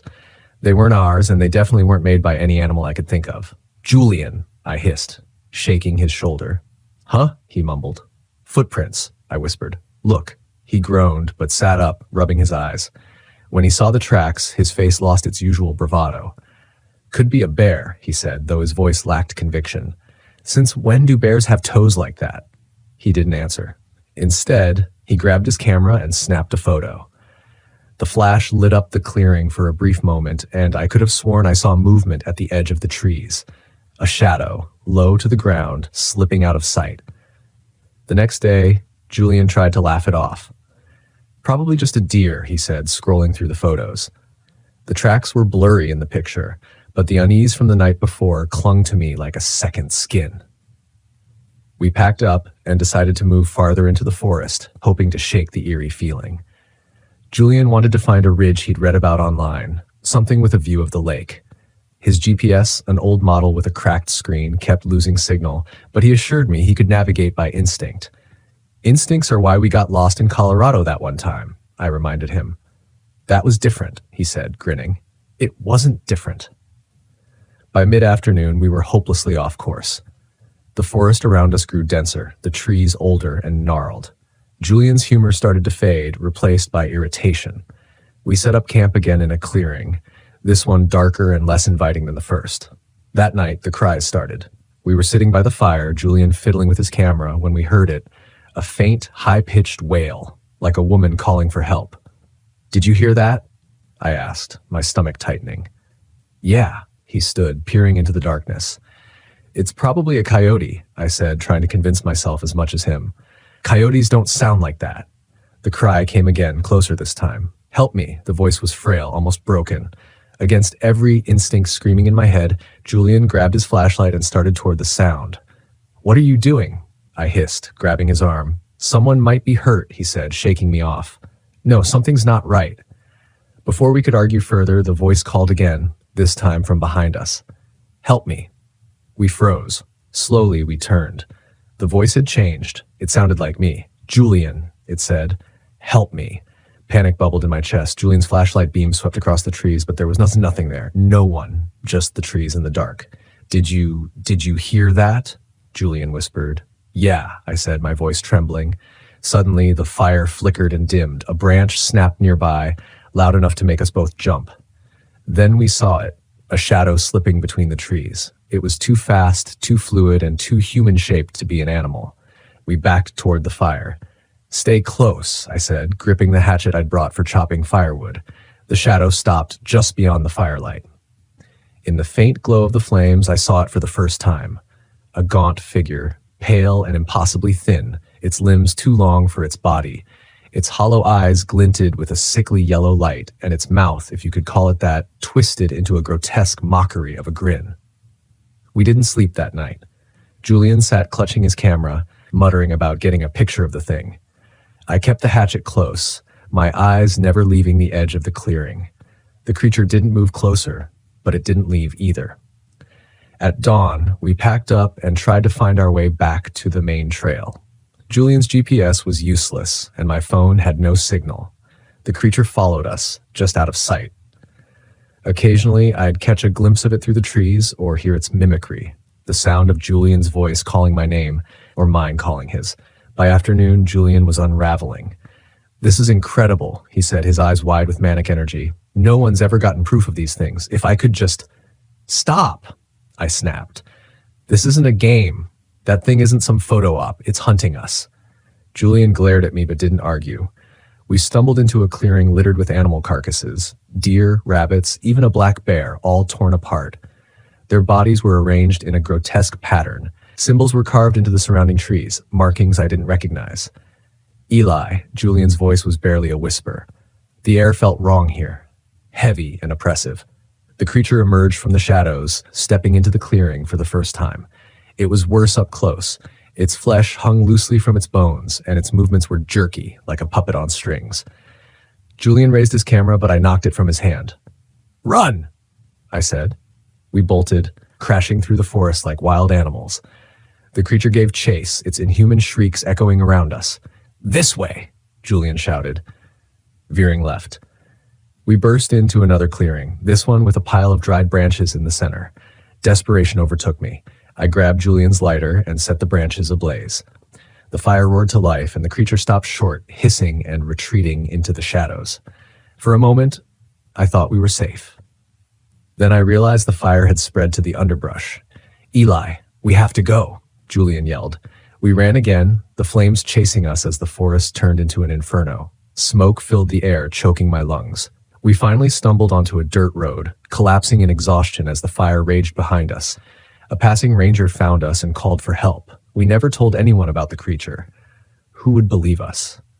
Julian tried to share the photos he took, but they were dismissed as hoaxes or glitches. Even now, I hear its voice sometimes, faint and distant, calling my name. Help me.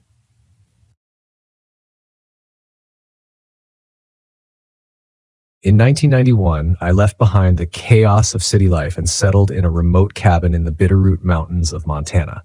My name is Tom Trey, and I'll be the first to admit that moving off the grid was as much about escaping people as it was about the appeal of nature. People are messy, complicated. Trees, rivers, not so much. It's not that I don't like people. I just like them better when they're far away. My cabin wasn't anything fancy, just a single room with a wood stove, a hammock I strung up in the corner, and a basic kitchen I built myself. The nearest town was almost 2 hours away, and I was perfectly fine with that. I had a dog named Murphy for company, and between the two of us, we were pretty content with our little bubble of wilderness isolation. That morning, I had decided to head further into the forest than usual, maybe explore some parts I hadn't yet.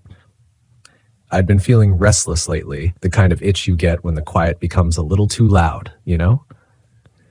I figured a long hike would do the trick. I packed up my rifle, never left home without it, and headed off with Murphy trailing at my heels.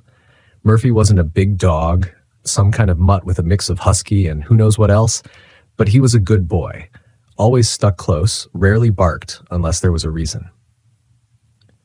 We set off into the trees, the air thick with that damp, earthy smell that only deep woods have. The deeper we went, the quieter it got, until even the birds seemed to vanish from the soundscape. If I hadn't known better, I would have thought we were walking through an abandoned forest. About 2 hours in, Murphy stopped dead, ears up, nose twitching. I stopped too. "What is it, boy?" I whispered, scanning the trees around us. It wasn't unusual for him to react to a deer or some other critter, but the way he stood tense and still told me something was off. I gripped my rifle tighter. Whatever it wasn't anything familiar. Murphy let out a low whine and took a few steps backward. That's when I heard it. A sharp snap, like a branch breaking, but louder, more deliberate, the kind of sound that isn't an accident. I whipped around, trying to pinpoint the source, but the trees seemed to close in around me, the dense brush making it impossible to see more than a few feet in any direction. "Hello?" I called out. I don't know why. It's not like I expected an answer, but something in my gut told me I wasn't alone anymore. Another snap. This time closer, and I saw movement. Something big, just beyond the trees. My first thought was a bear, but it moved too quickly, too fluidly for that. Whatever it wasn't an animal I recognized. My heart started to race, and Murphy growled a low, deep sound I'd never heard him make before. Without thinking, I raised the rifle and aimed it in the direction of the noise. "Show yourself!" I shouted, trying to sound braver than I felt. No response, just the eerie silence that seemed to swallow up everything else. Then I saw it. At first, I thought my eyes were playing tricks on me, but no, it was real. All right. About 7 feet tall, covered in patchy, mangy fur like it had been rolling in mud for days. Its legs were long and spindly, almost like a deer's, but the torso was hunched and muscular, more like a primate. The face, if you could call it that, was somewhere between a wolf and a human. The mouth too wide, filled with sharp teeth that seemed more suited for tearing flesh than anything else. I know it sounds crazy, but there it was, standing not 30 feet from me, staring me down with an intent I couldn't place. My hands were shaking, and for the first time, I wasn't sure if my rifle would do any good. It was like looking at something out of a nightmare. Murphy growled again, louder this time, and the thing took a step forward. It didn't run, didn't charge, just a single calculated step. I didn't need any more encouragement. I squeezed the trigger. The shot rang out, echoing through the trees, and the creature let out a sound that I can only describe as a howl of pain and fury. It staggered back, but it didn't go down. Blood, thick and dark, oozed from the wound in its chest, but it didn't seem to slow the thing down. If anything, it just pissed it off. I fired again. This time it let out a snarl, a sound so guttural that it vibrated in my chest. Murphy barked and lunged at it, but I grabbed his collar, pulling him back before he could get too close. The thing wasn't running, but it wasn't retreating either. It just stood there, watching, as if deciding whether to finish me off. Then, as suddenly as it had appeared, it turned and bolted into the trees, moving faster than anything that size had any right to. I didn't wait to see if it would come back. I grabbed Murphy, slung my rifle over my shoulder, and ran. By the time we made it back to the cabin, I was gasping for air, heart pounding out of my chest. I slammed the door shut and bolted it, even though I knew a wooden door wasn't going to stop something like that if it wanted to get in. For a long time, I just stood there, listening to the silence outside, waiting. But nothing came. I didn't sleep that night, and the next morning I decided I needed to do something about it. Heading into town to tell the sheriff wasn't an option. I wasn't about to be labeled the crazy guy who sees monsters in the woods, but I couldn't just stay there waiting for it to come back. I packed up my truck, loaded Murphy in, and headed out. I figured I could lay low in town for a few days, maybe get some perspective on what had happened. As I was pulling out of the driveway, I saw something lying at the edge of the trees, something that hadn't been there the day before. It was a body. I slammed on the brakes and jumped out, heart racing as I approached. It was a man, or what was left of him. His torso had been torn open, ribcage exposed, guts spilled out onto the forest floor. His face was mangled, unrecognizable, but the worst part was the claw marks. Deep gouges raked across his chest and arms like he'd been attacked by something with hands, not paws. Hands. Murphy barked, but I couldn't tear my eyes away from the corpse. I knew what had done it. I knew what had been lurking out there, and I knew that it wasn't gone. I called the sheriff anonymously, telling them there was a body by the road. Then I left town, far away from the Bitterroot Mountains, far away from whatever was out there. But as I drove, I couldn't shake the feeling that it wasn't over. Whatever that thing was, it had seen me. And I had a feeling it wasn't the kind of creature that let people walk away.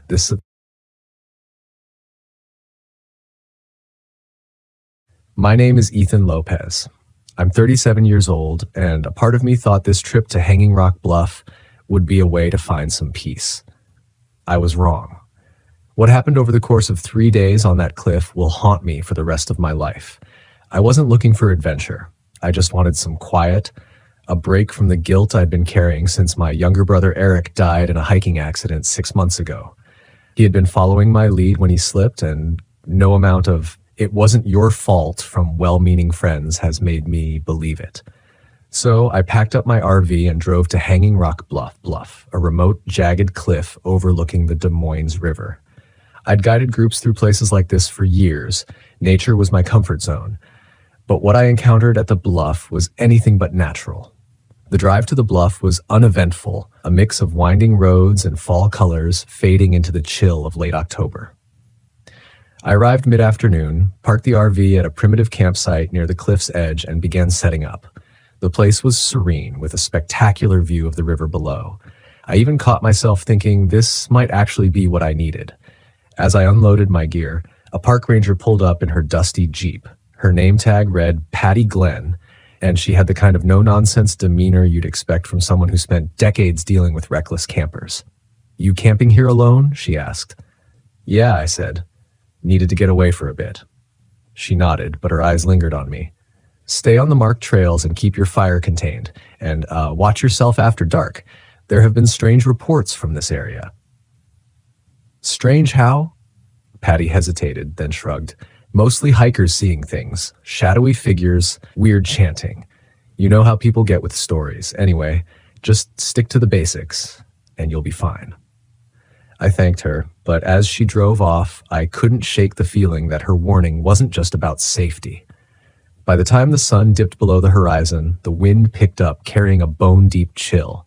I built a fire and settled in with a thermos of soup, letting the warmth push away the memories that had been gnawing at me all day. Around 10 p.m., the wind began to howl, and I heard something else, faint and rhythmic, almost like chanting. I stood up, straining to hear over the crackling fire. The sound was coming from somewhere down the bluff. I grabbed my flashlight and walked to the edge, but all I saw was darkness. The chanting stopped, replaced by the sound of rocks clattering down the cliff.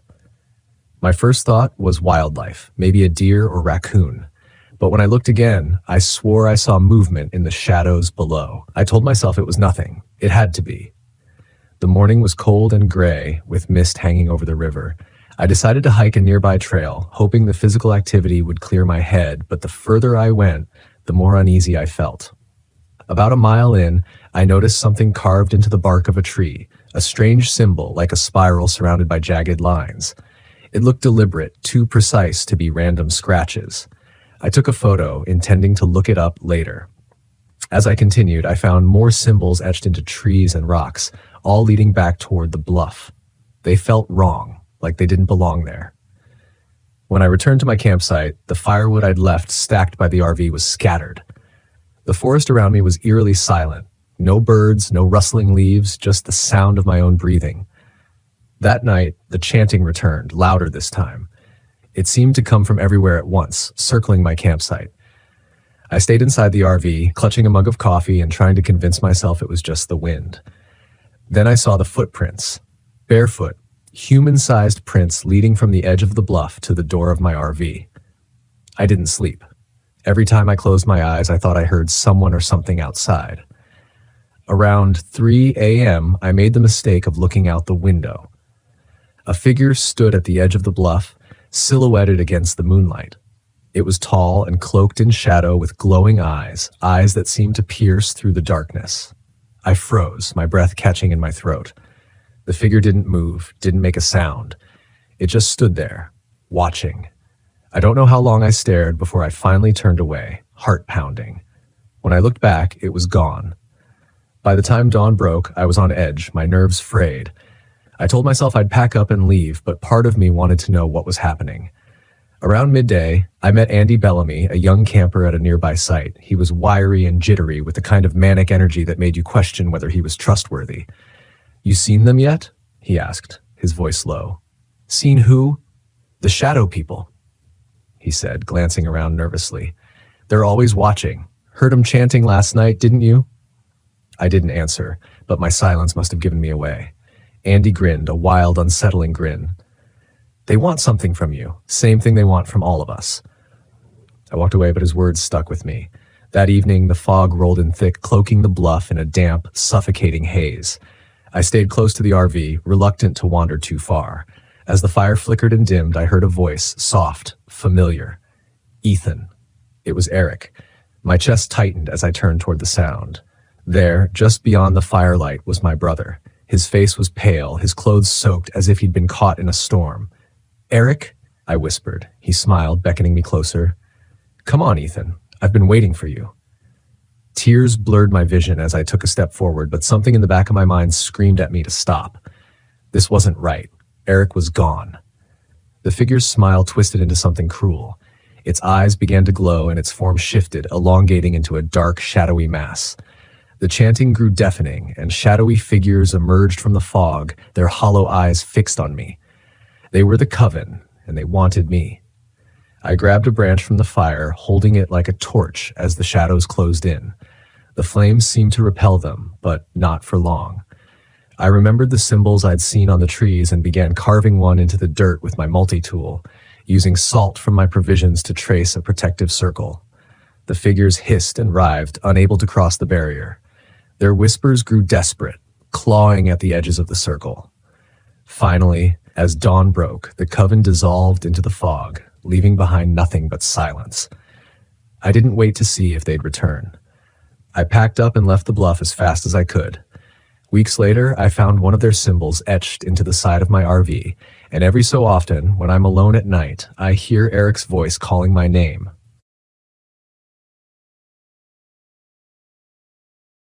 This happened in late October, the week before Halloween. My name is Clara Reynolds, and I'm 32 years old. I've spent the past 2 years living out of my RV, documenting my travels across the Midwest for my blog, Roadside Reveries. It's not the life I imagined for myself, certainly not the one I was planning with my fiance, but it's where I've ended up. Some days it feels like healing, other days it feels like running. That week, I decided to camp at Mystery Cave State Park in southern Minnesota. I'd read about its underground cave systems and miles of pine-covered trails, and it seemed like the perfect blend of beauty and solitude. I thought I'd get some good photos, write a couple of posts, and enjoy the quiet. I was wrong. When I pulled into the park visitor center, the parking lot was nearly empty. A grizzled park ranger with a gray beard and a stained uniform sat behind the desk, sipping coffee from a thermos. He looked up when I walked in and gave me a polite nod. "Afternoon, what can I do for you?" "I'm here to camp for a few days," I said, setting my notebook on the counter. "I've got an RV, so I'll need a hookup spot." His brow furrowed. "You're here alone?" "Yeah," I said, trying not to sound defensive. "You sure about that?"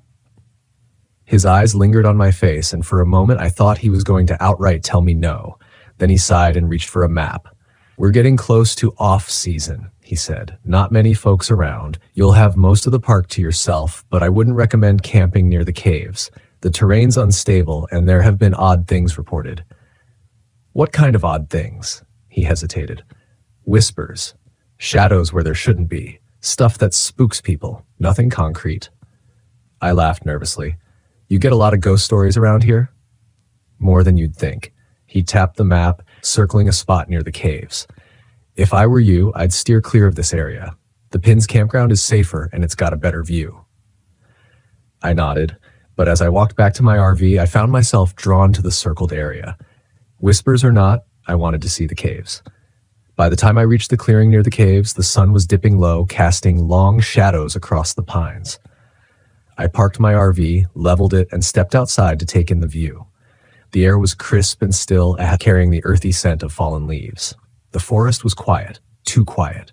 No birds, no rustling of small animals, just silence.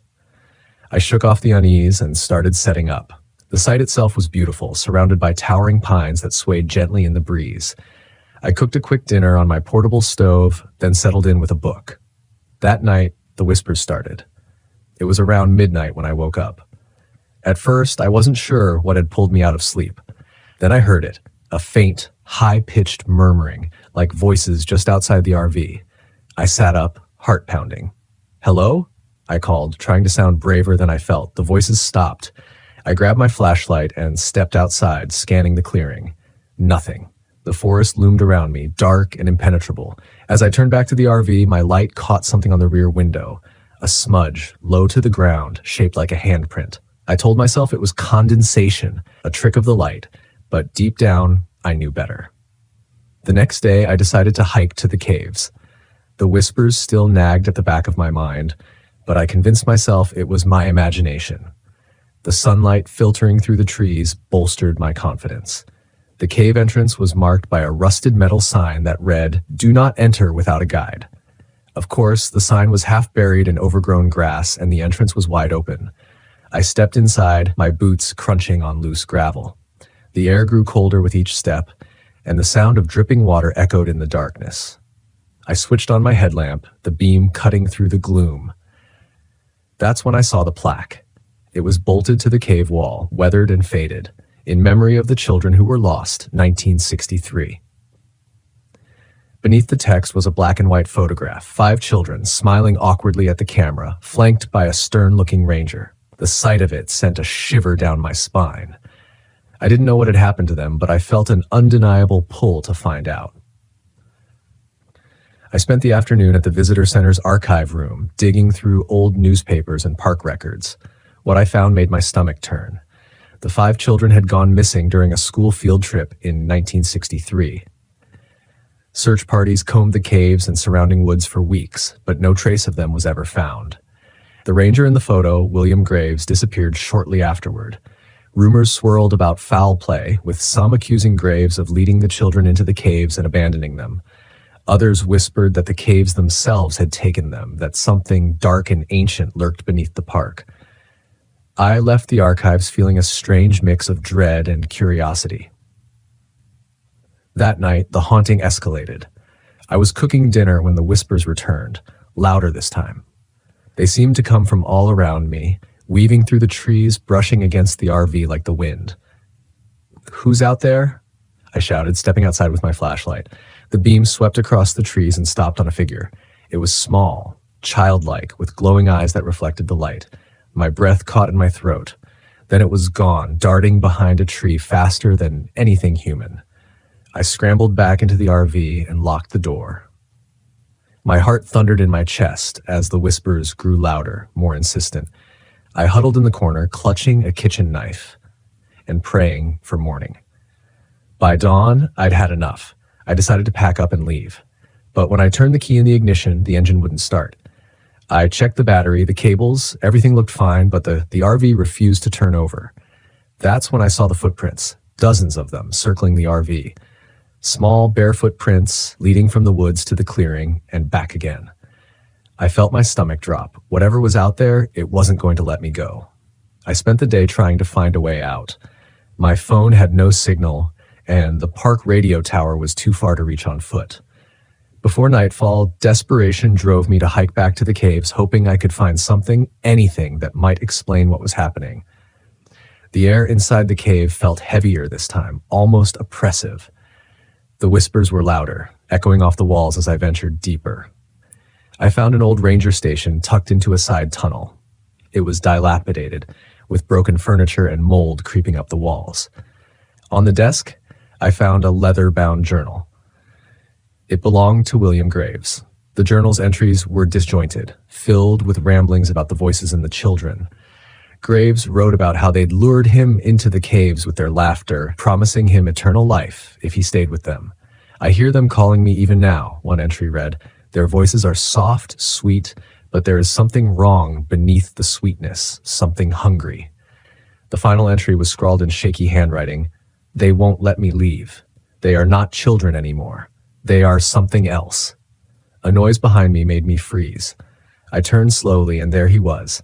The figure in the doorway was tall, gaunt, with hollow eyes that glowed faintly in the dim light. His uniform hung in tatters, and his hands ended in claws. "Help me," he rasped, his voice like dry leaves. I stumbled backward, dropping the journal. The whispers surged around me, overlapping into a deafening cacophony. Graves lunged, and I bolted, running deeper into the caves. The passages twisted and tormenting me, but I didn't stop.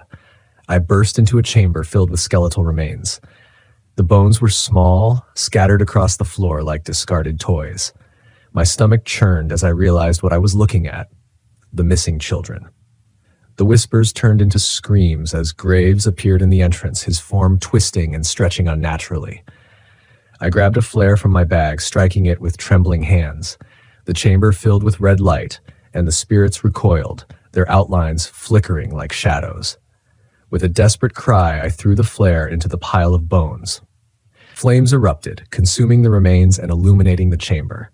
Graves let out an inhuman wail, his body dissolving into ash as the fire burned brighter. The whispers faded, replaced by an eerie silence. I stumbled out of the caves just as the sun began to set. My RV started without a hitch, as though nothing had ever been wrong. As I drove away, I glanced in the rearview mirror and saw a single handprint on the window, smaller than my own. I haven't been back to Mystery Cave since, and I never will.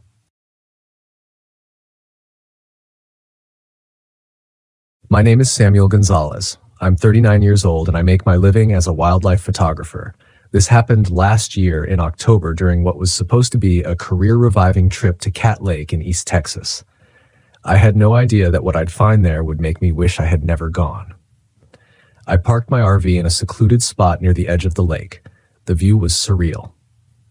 Ancient cypress trees rising out of the still water, their gnarled roots submerged and draped in curtains of Spanish moss. The sun was setting, painting the lake in shades of gold and crimson. It was perfect. Exactly the kind of eerie beauty I wanted for my photography exhibit, Forgotten Spirits of the South. As I set up my gear, a local woman named Darla, who owned a nearby bait shop, stopped by to chat. She was friendly, but a little odd, the kind of person who seemed to know everyone's business. "You camping alone?" she asked, her tone more concerned than curious. "Yeah, just me and my camera," I said, smiling. She didn't return the smile. "Be careful out there. Cat Lake's beautiful, but it's got its stories. Ever heard of the Witch of Cat Lake?" I shook my head, amused. "A local ghost story?" Darla's expression turned serious. She's real. They say she was a healer back in the 1800s. People blamed her for every sickness, every crop failure. When a family drowned in the lake, they said it was her curse. So they tied her to a tree and let the water take her. And now she haunts the lake. She sings to you, I asked, humoring her. Darla leaned in, her voice low. She sings to you. If you hear her, don't follow the sound. Don't talk to her. And whatever you do, don't go out on the water after dark. I brushed off her warning as local superstition. I wasn't here for ghost stories. I was here for the perfect shot. That night, I sat by the lake with my camera, hoping to capture the moonlight reflecting off the water. Around midnight, as the fog rolled in, I heard it. A faint melodic singing, so soft it could have been mistaken for the wind. It seemed to come from somewhere across the lake, distant but distinct. My first thought was that it might be a bird or some other animal, but it sounded human. Curious, I aimed my camera in the direction of the sound and snapped a photo. When I checked the screen, my heart skipped. There, in the mist, was the faint outline of a figure standing in the water, a woman. But when I looked again, she was gone. The next morning, I visited Darla's bait shop to ask about the figure I'd seen. She looked at me like I'd just confessed to a crime. You saw her, didn't you? I don't know what I saw, I said, uncomfortable with the intensity of her gaze. That's how it starts, she said, shaking her head. She lets you see her just enough to get you curious. Then she sings to you. And if you follow her out there, you'll never come back. I tried to laugh it off. You really believe that? She didn't laugh. Believe it or not, doesn't matter to me. Just stay off the water after dark, Samuel. I nodded, but her words lingered as I walked out. On the way back to my RV, I passed a houseboat anchored in a quiet cove. Its owner, a man named Ethan, was sitting on the deck, smoking a cigarette. You the photographer? He called out. Yeah, I said. How'd you know? Word travels fast around here, he said, taking a drag. I heard you're asking about the witch. You believe in her too? I asked. Ethan's eyes narrowed. Doesn't matter what I believe. What matters is people go missing out there. Take my advice and leave while you can. That evening, I couldn't shake the feeling that everyone was overreacting. Ghost stories, local legends, it was all just folklore, a way for people to explain things they didn't understand. I decided to head out on the water. The sun was setting, casting long shadows across the lake as I rowed my small rented boat toward the middle. The mist was already gathering, curling around the bases of the cypress trees like something alive. I snapped a few photos, but none of them captured the eerie beauty of the scene. Then I heard it again. The singing. It was closer this time, a haunting melody that sent shivers down my spine.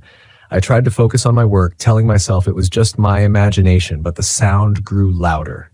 I turned the boat toward the direction of the voice, squinting through the mist. And there she was.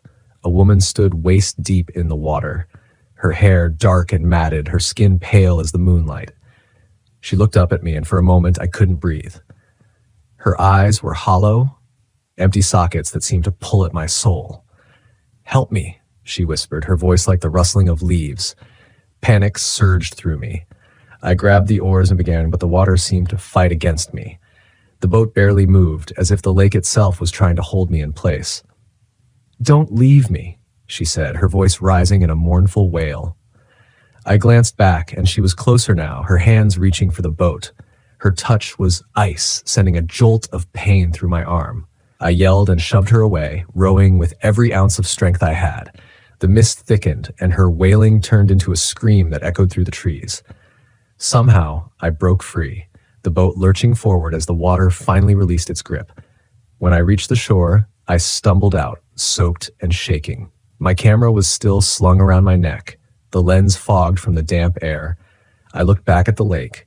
The mist was gone, the water calm, but I knew what I'd seen. I packed up and left the next morning, ignoring the curious stares from the locals as I drove through town.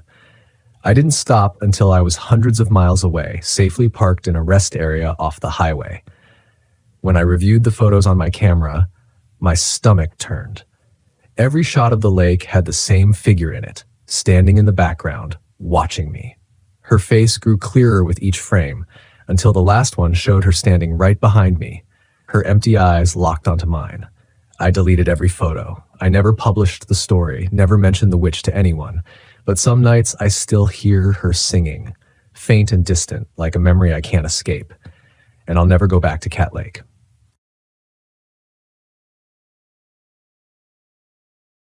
I'm Mark Sheridan, and back in 2006, I thought a trip to the Ouachita National Forest in Arkansas would be my perfect getaway.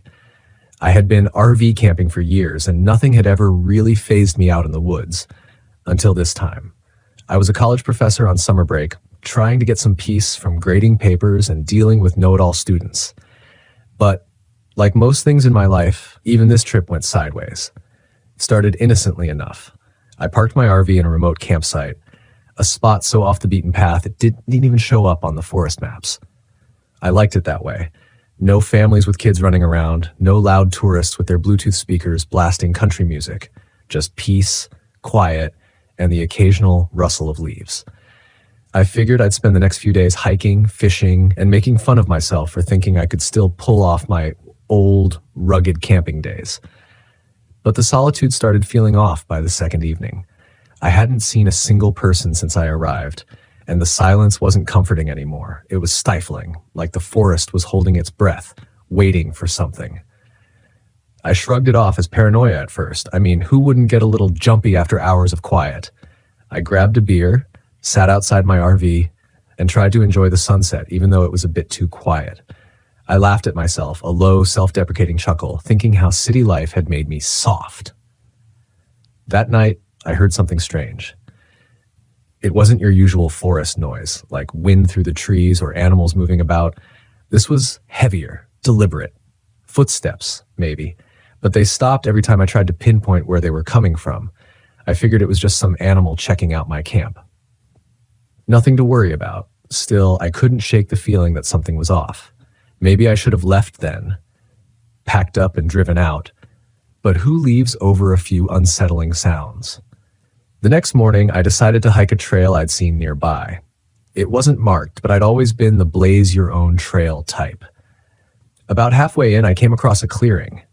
Now, I've been around enough forest to know what a campfire site looks like, but this one wasn't normal. Stones had been arranged in a strange pattern, too deliberate, too precise, like someone had spent way too much time making it perfect. The fire was still smoldering, even though no one had been around for hours. I stood there staring at it, trying to figure out why it made me so uneasy. Then I noticed something, a shiny object half buried in the dirt next to the fire. A small, tarnished silver locket. Now, I'm not a detective, but I've watched enough crime shows to know that random jewelry in the middle of the woods is not a good sign. Still, I picked it up, thinking it was just some camper's lost trinket. When I opened it, though, my heart stopped. Inside was a picture of a woman and a little girl, their faces eerily familiar. I couldn't place them, but I knew I'd seen those faces before. It felt like I just found a clue in a mystery I didn't want to solve. I booked it out of there and went straight back to my RV. That's when things got worse. When I reached the campsite, I noticed right away that things weren't how I'd left them. The door to the RV was slightly ajar, and I never leave it unlocked. My gut told me to run, but my ego told me I was overreacting. I grabbed a heavy flashlight from my truck, convinced myself I was being ridiculous, and stepped inside. The interior looked fine at first, but then I saw it. On the small table next to my half-finished beer from last night was the locket. I hadn't taken it out of my pocket since I found it, but there it was, sitting there as if someone had placed it in plain view just to mess with me. My stomach dropped, and suddenly the quietness of the woods outside felt like it was closing in on me. I slammed the door shut, locked it, and grabbed my phone. I don't know what I thought I'd do. Call the police and tell them what? That someone moved my trinket? The rational part of me was struggling to keep up with the irrational fear building inside. Still, I dialed 911. The signal was weak, but I managed to get through, just barely. The operator's voice crackled, breaking up, but I could make out the words, "Stay put," and "units on the way." I didn't even know if they'd find me out here in the middle of nowhere, but at least I'd done something. Then came the sound outside. Footsteps again, only this time they were closer, circling the RV, like someone or something was trying to figure out the best way in. The sound of twigs snapping underfoot, the deliberate crunch of dry leaves being stepped on, It wasn't random. Someone was out there toying with me. My heart pounded in my chest, and I cursed myself for not bringing my gun. I'd left it at home, thinking I didn't need it for a simple camping trip. I peered out the window, but the dense trees made it hard to see anything. That's when I noticed the figure, a man standing just at the tree line, barely visible in the dim light. He wasn't moving, just standing there, watching. The hair on the back of my neck stood up. Something about the way he stood motionless was deeply unsettling. Then, slowly, he began to walk toward the RV. My brain kicked into survival mode. I grabbed the flashlight, knowing full well that it wasn't going to be much of a weapon, but it was better than nothing. I turned off the lights inside and crouched behind the small counter, waiting, listening. The footsteps grew louder, more deliberate.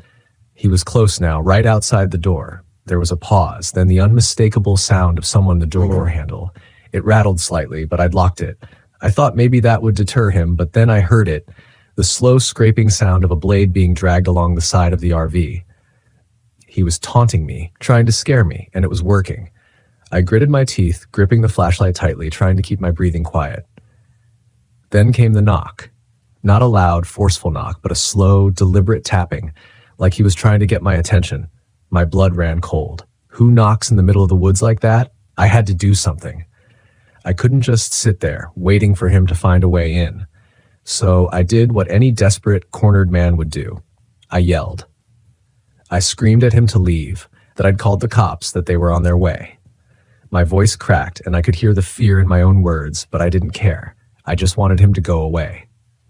The knocking stopped. The silence returned, and for a moment I thought maybe it had worked. But then I heard it, a low, mocking laugh, barely audible through the walls of the RV. He was still there, and he wasn't going anywhere. I had no choice. I bolted for the driver's seat, fumbled with the keys, and started the engine. The headlights flicked on, and I saw him, standing right in front of the RV, blocking the way out. His face was partially hidden by the hood of his jacket, but I could see enough. He was grinning, holding a large hunting knife, the blade glinting in the light. I floored it. The RV lurched forward, and he dove out of the way at the last second, rolling into the brush. I didn't stop to see if he was hurt. I just kept going, bouncing down the uneven dirt road, heart racing, until I reached the highway. Later that night, the sheriff found me still parked on the side of the road, shaking like a leaf. They searched the campsite but found nothing. No man, no footprints, no sign of anything unusual, except for the locket I had left behind in my rush. It turns out the faces in the picture, they were local. The sheriff recognized them, missing persons from a few years back. They'd never found the bodies. They never caught him. But I found out later his name was Ver Rowan, a drifter with a taste for tormenting campers. He killed a family once, years before, but somehow managed to avoid getting caught. The cops didn't say much, but I did some digging. The man's sick game was all about playing with his prey before finishing them off. I guess I just got lucky.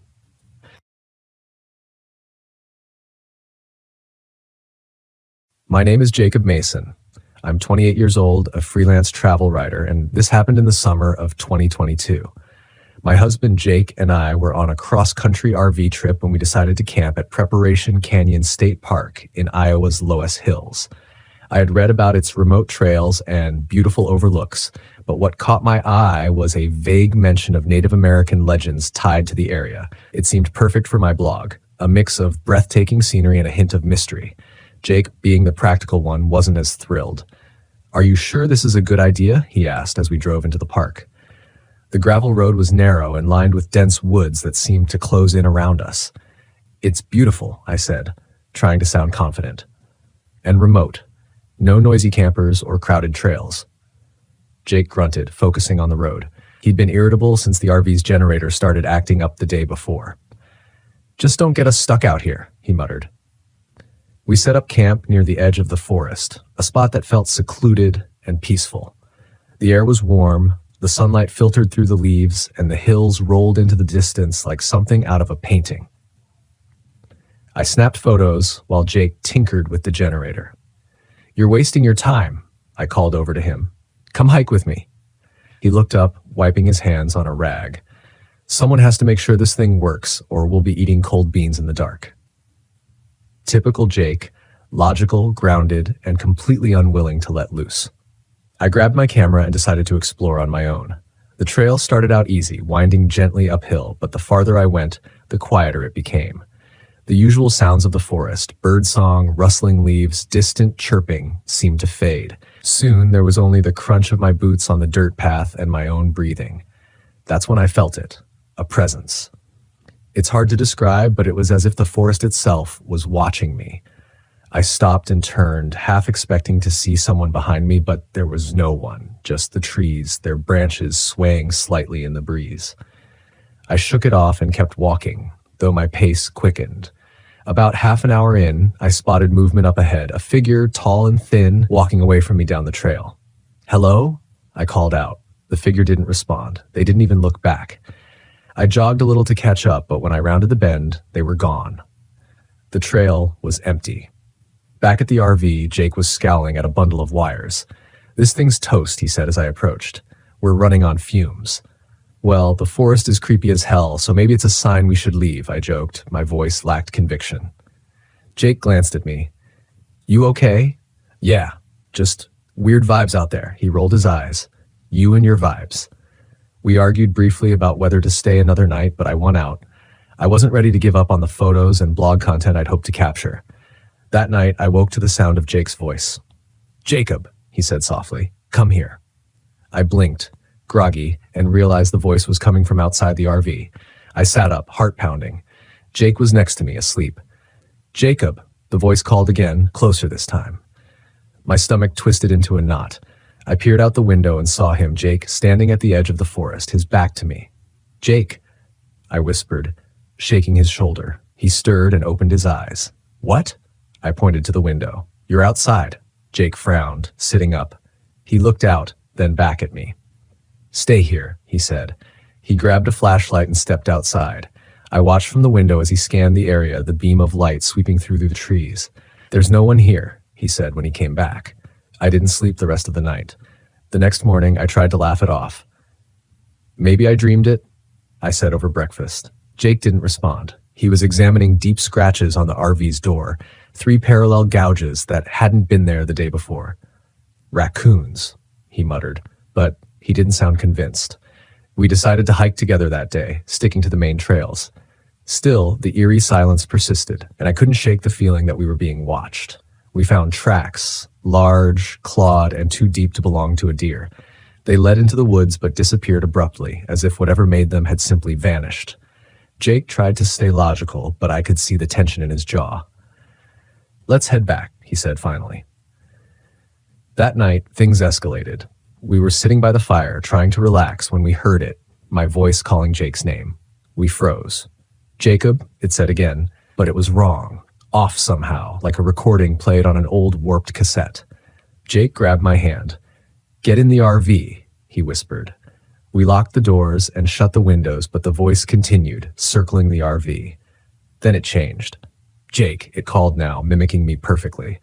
I could feel the blood drain from my face. Jake grabbed a knife from the kitchenette and stood by the door, his knuckles white. The voice became more frantic, louder, screaming his name. It slammed against the RV, rocking it slightly. "What is it?" I whispered, tears streaming down my face. "I don't know," Jake said, his voice shaking. The banging stopped around dawn. When we stepped outside, the campsite was empty, but the ground was littered with claw marks and tufts of fur.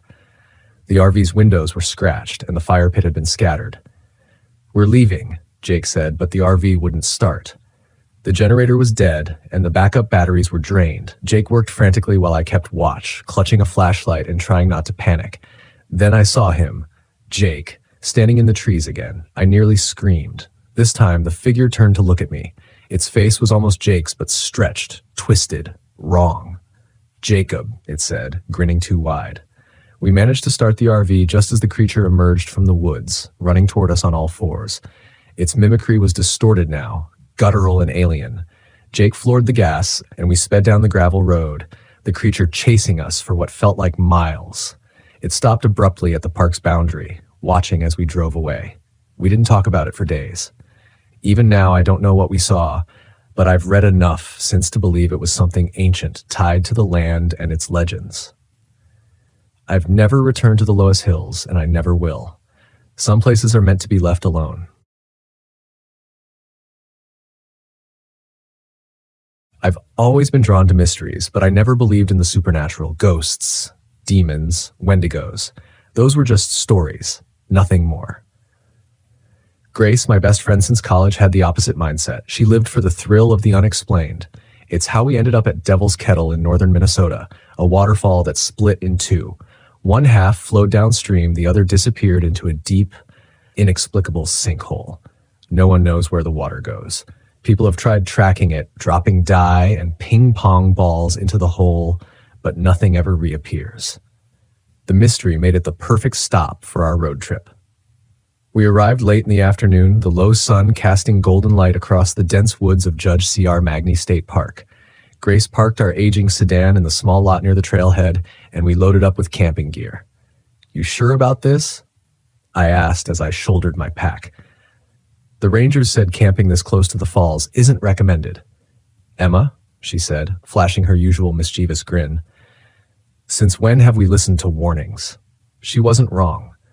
Grace had dragged me to abandoned hospitals, ghost towns, and more sketchy roadways than I could count.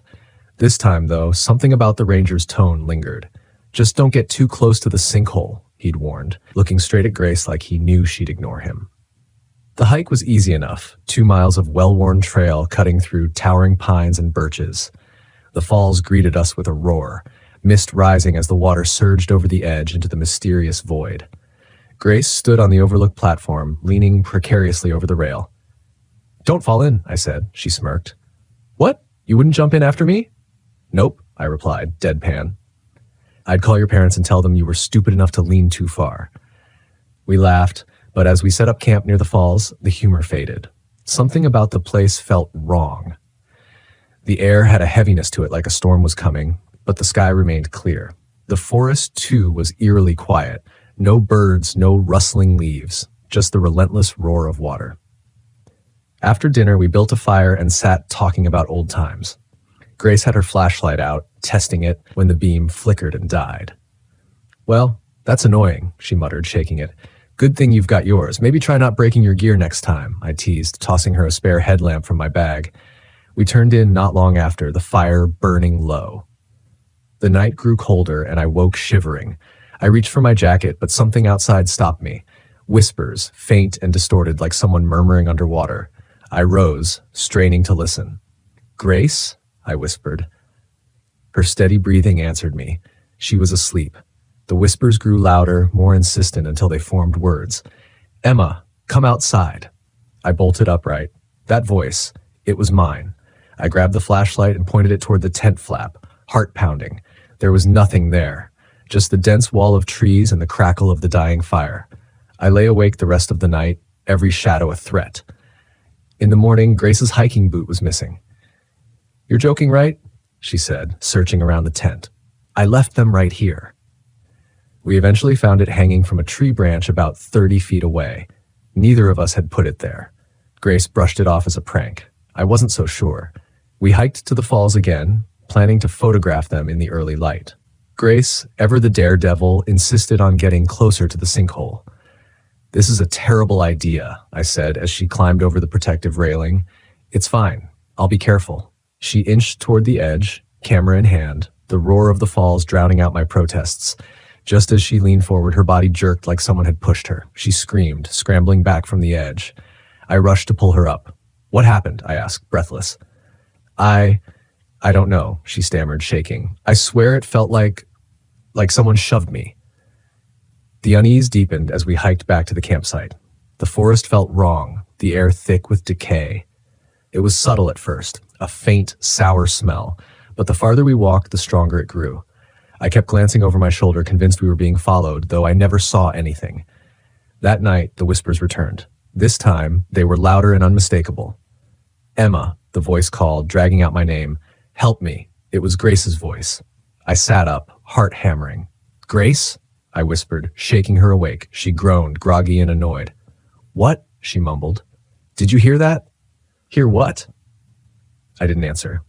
I didn't need to. The voice came again, clear and insistent. Emma, help me. It came from the direction of the falls. Grace heard it too this time. Her eyes widened. What the hell? We grabbed our flashlights and stepped out of the tent. The forest was still, the fire long dead. The voice called again, faint and distant. Against my better judgment, I followed it, Grace close behind. As we approached the falls, my flashlight caught something in the trees, a figure, tall and gaunt, with glowing yellow eyes. It was barely human, its limbs too long, its movements jerky. It watched us for a moment before disappearing into the shadows. Did you see that? Grace whispered. I nodded, unable to speak. My chest felt tight, like the air itself was pressing down on me. We need to leave, I said finally. Now. Grace didn't argue. We packed up in silence, every snap of a twig making me flinch. As we made our way back to the trailhead, the thing followed us. I'd catch glimpses of it in the trees, always just out of reach, its glowing eyes searing into me. Halfway back, Grace vanished. I turned around to say something, but she was gone. Grace! I called, panic rising. No answer. Just the roar of the falls and that damn smell of decay. I searched the area, yelling her name. Finally, I spotted her jacket hanging from a low branch. It was torn and bloodied. My stomach dropped. Emma, her voice called from deeper in the woods. It sounded wrong, too high, too distorted. I followed it, desperate, until I found her sitting by the fire back at our campsite. Grace? I asked cautiously. She didn't respond, just stared into the flames. Her movements were stiff, unnatural. When I circled around to face her, my breath caught in my throat. It wasn't Grace. Its face was skeletal, skin stretched impossibly thin. Its eyes glowed yellow, and when it smiled, its teeth were jagged and too many. I ran. Branches tore at my clothes as I barreled through the forest, heading for the parking lot. The thing was behind me, its footsteps crunching closer, its voice calling my name in Grace's tone. Emma, come back, it said, laughing. Don't leave me. I tripped, falling hard. When I looked up, the thing was standing over me, its hollow face inches from mine. I screamed, fumbling for my flashlight. Desperation took over, and I grabbed a dry branch from the ground, lighting it with a match from my pocket. The flame flared to life, and the thing hissed, recoiling. Its eyes burned brighter as it backed away, disappearing into the shadows. I didn't stop running until I reached the parking lot, alone. A car drove by, and I flagged it down, sobbing as I climbed inside. What happened? The driver asked. I couldn't answer. My mind was stuck on the image of Grace's jacket, torn and bloodied, and the thing that had worn her face.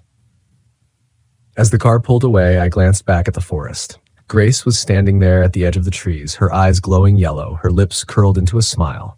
Even now, days later, I can feel it watching me. In crowded streets, in my apartment at night, I hear her voice calling my name. And sometimes, just sometimes, I see glowing eyes in the darkness, waiting for me to return to Devil's Kettle. Let me know if you'd like any further changes or edits.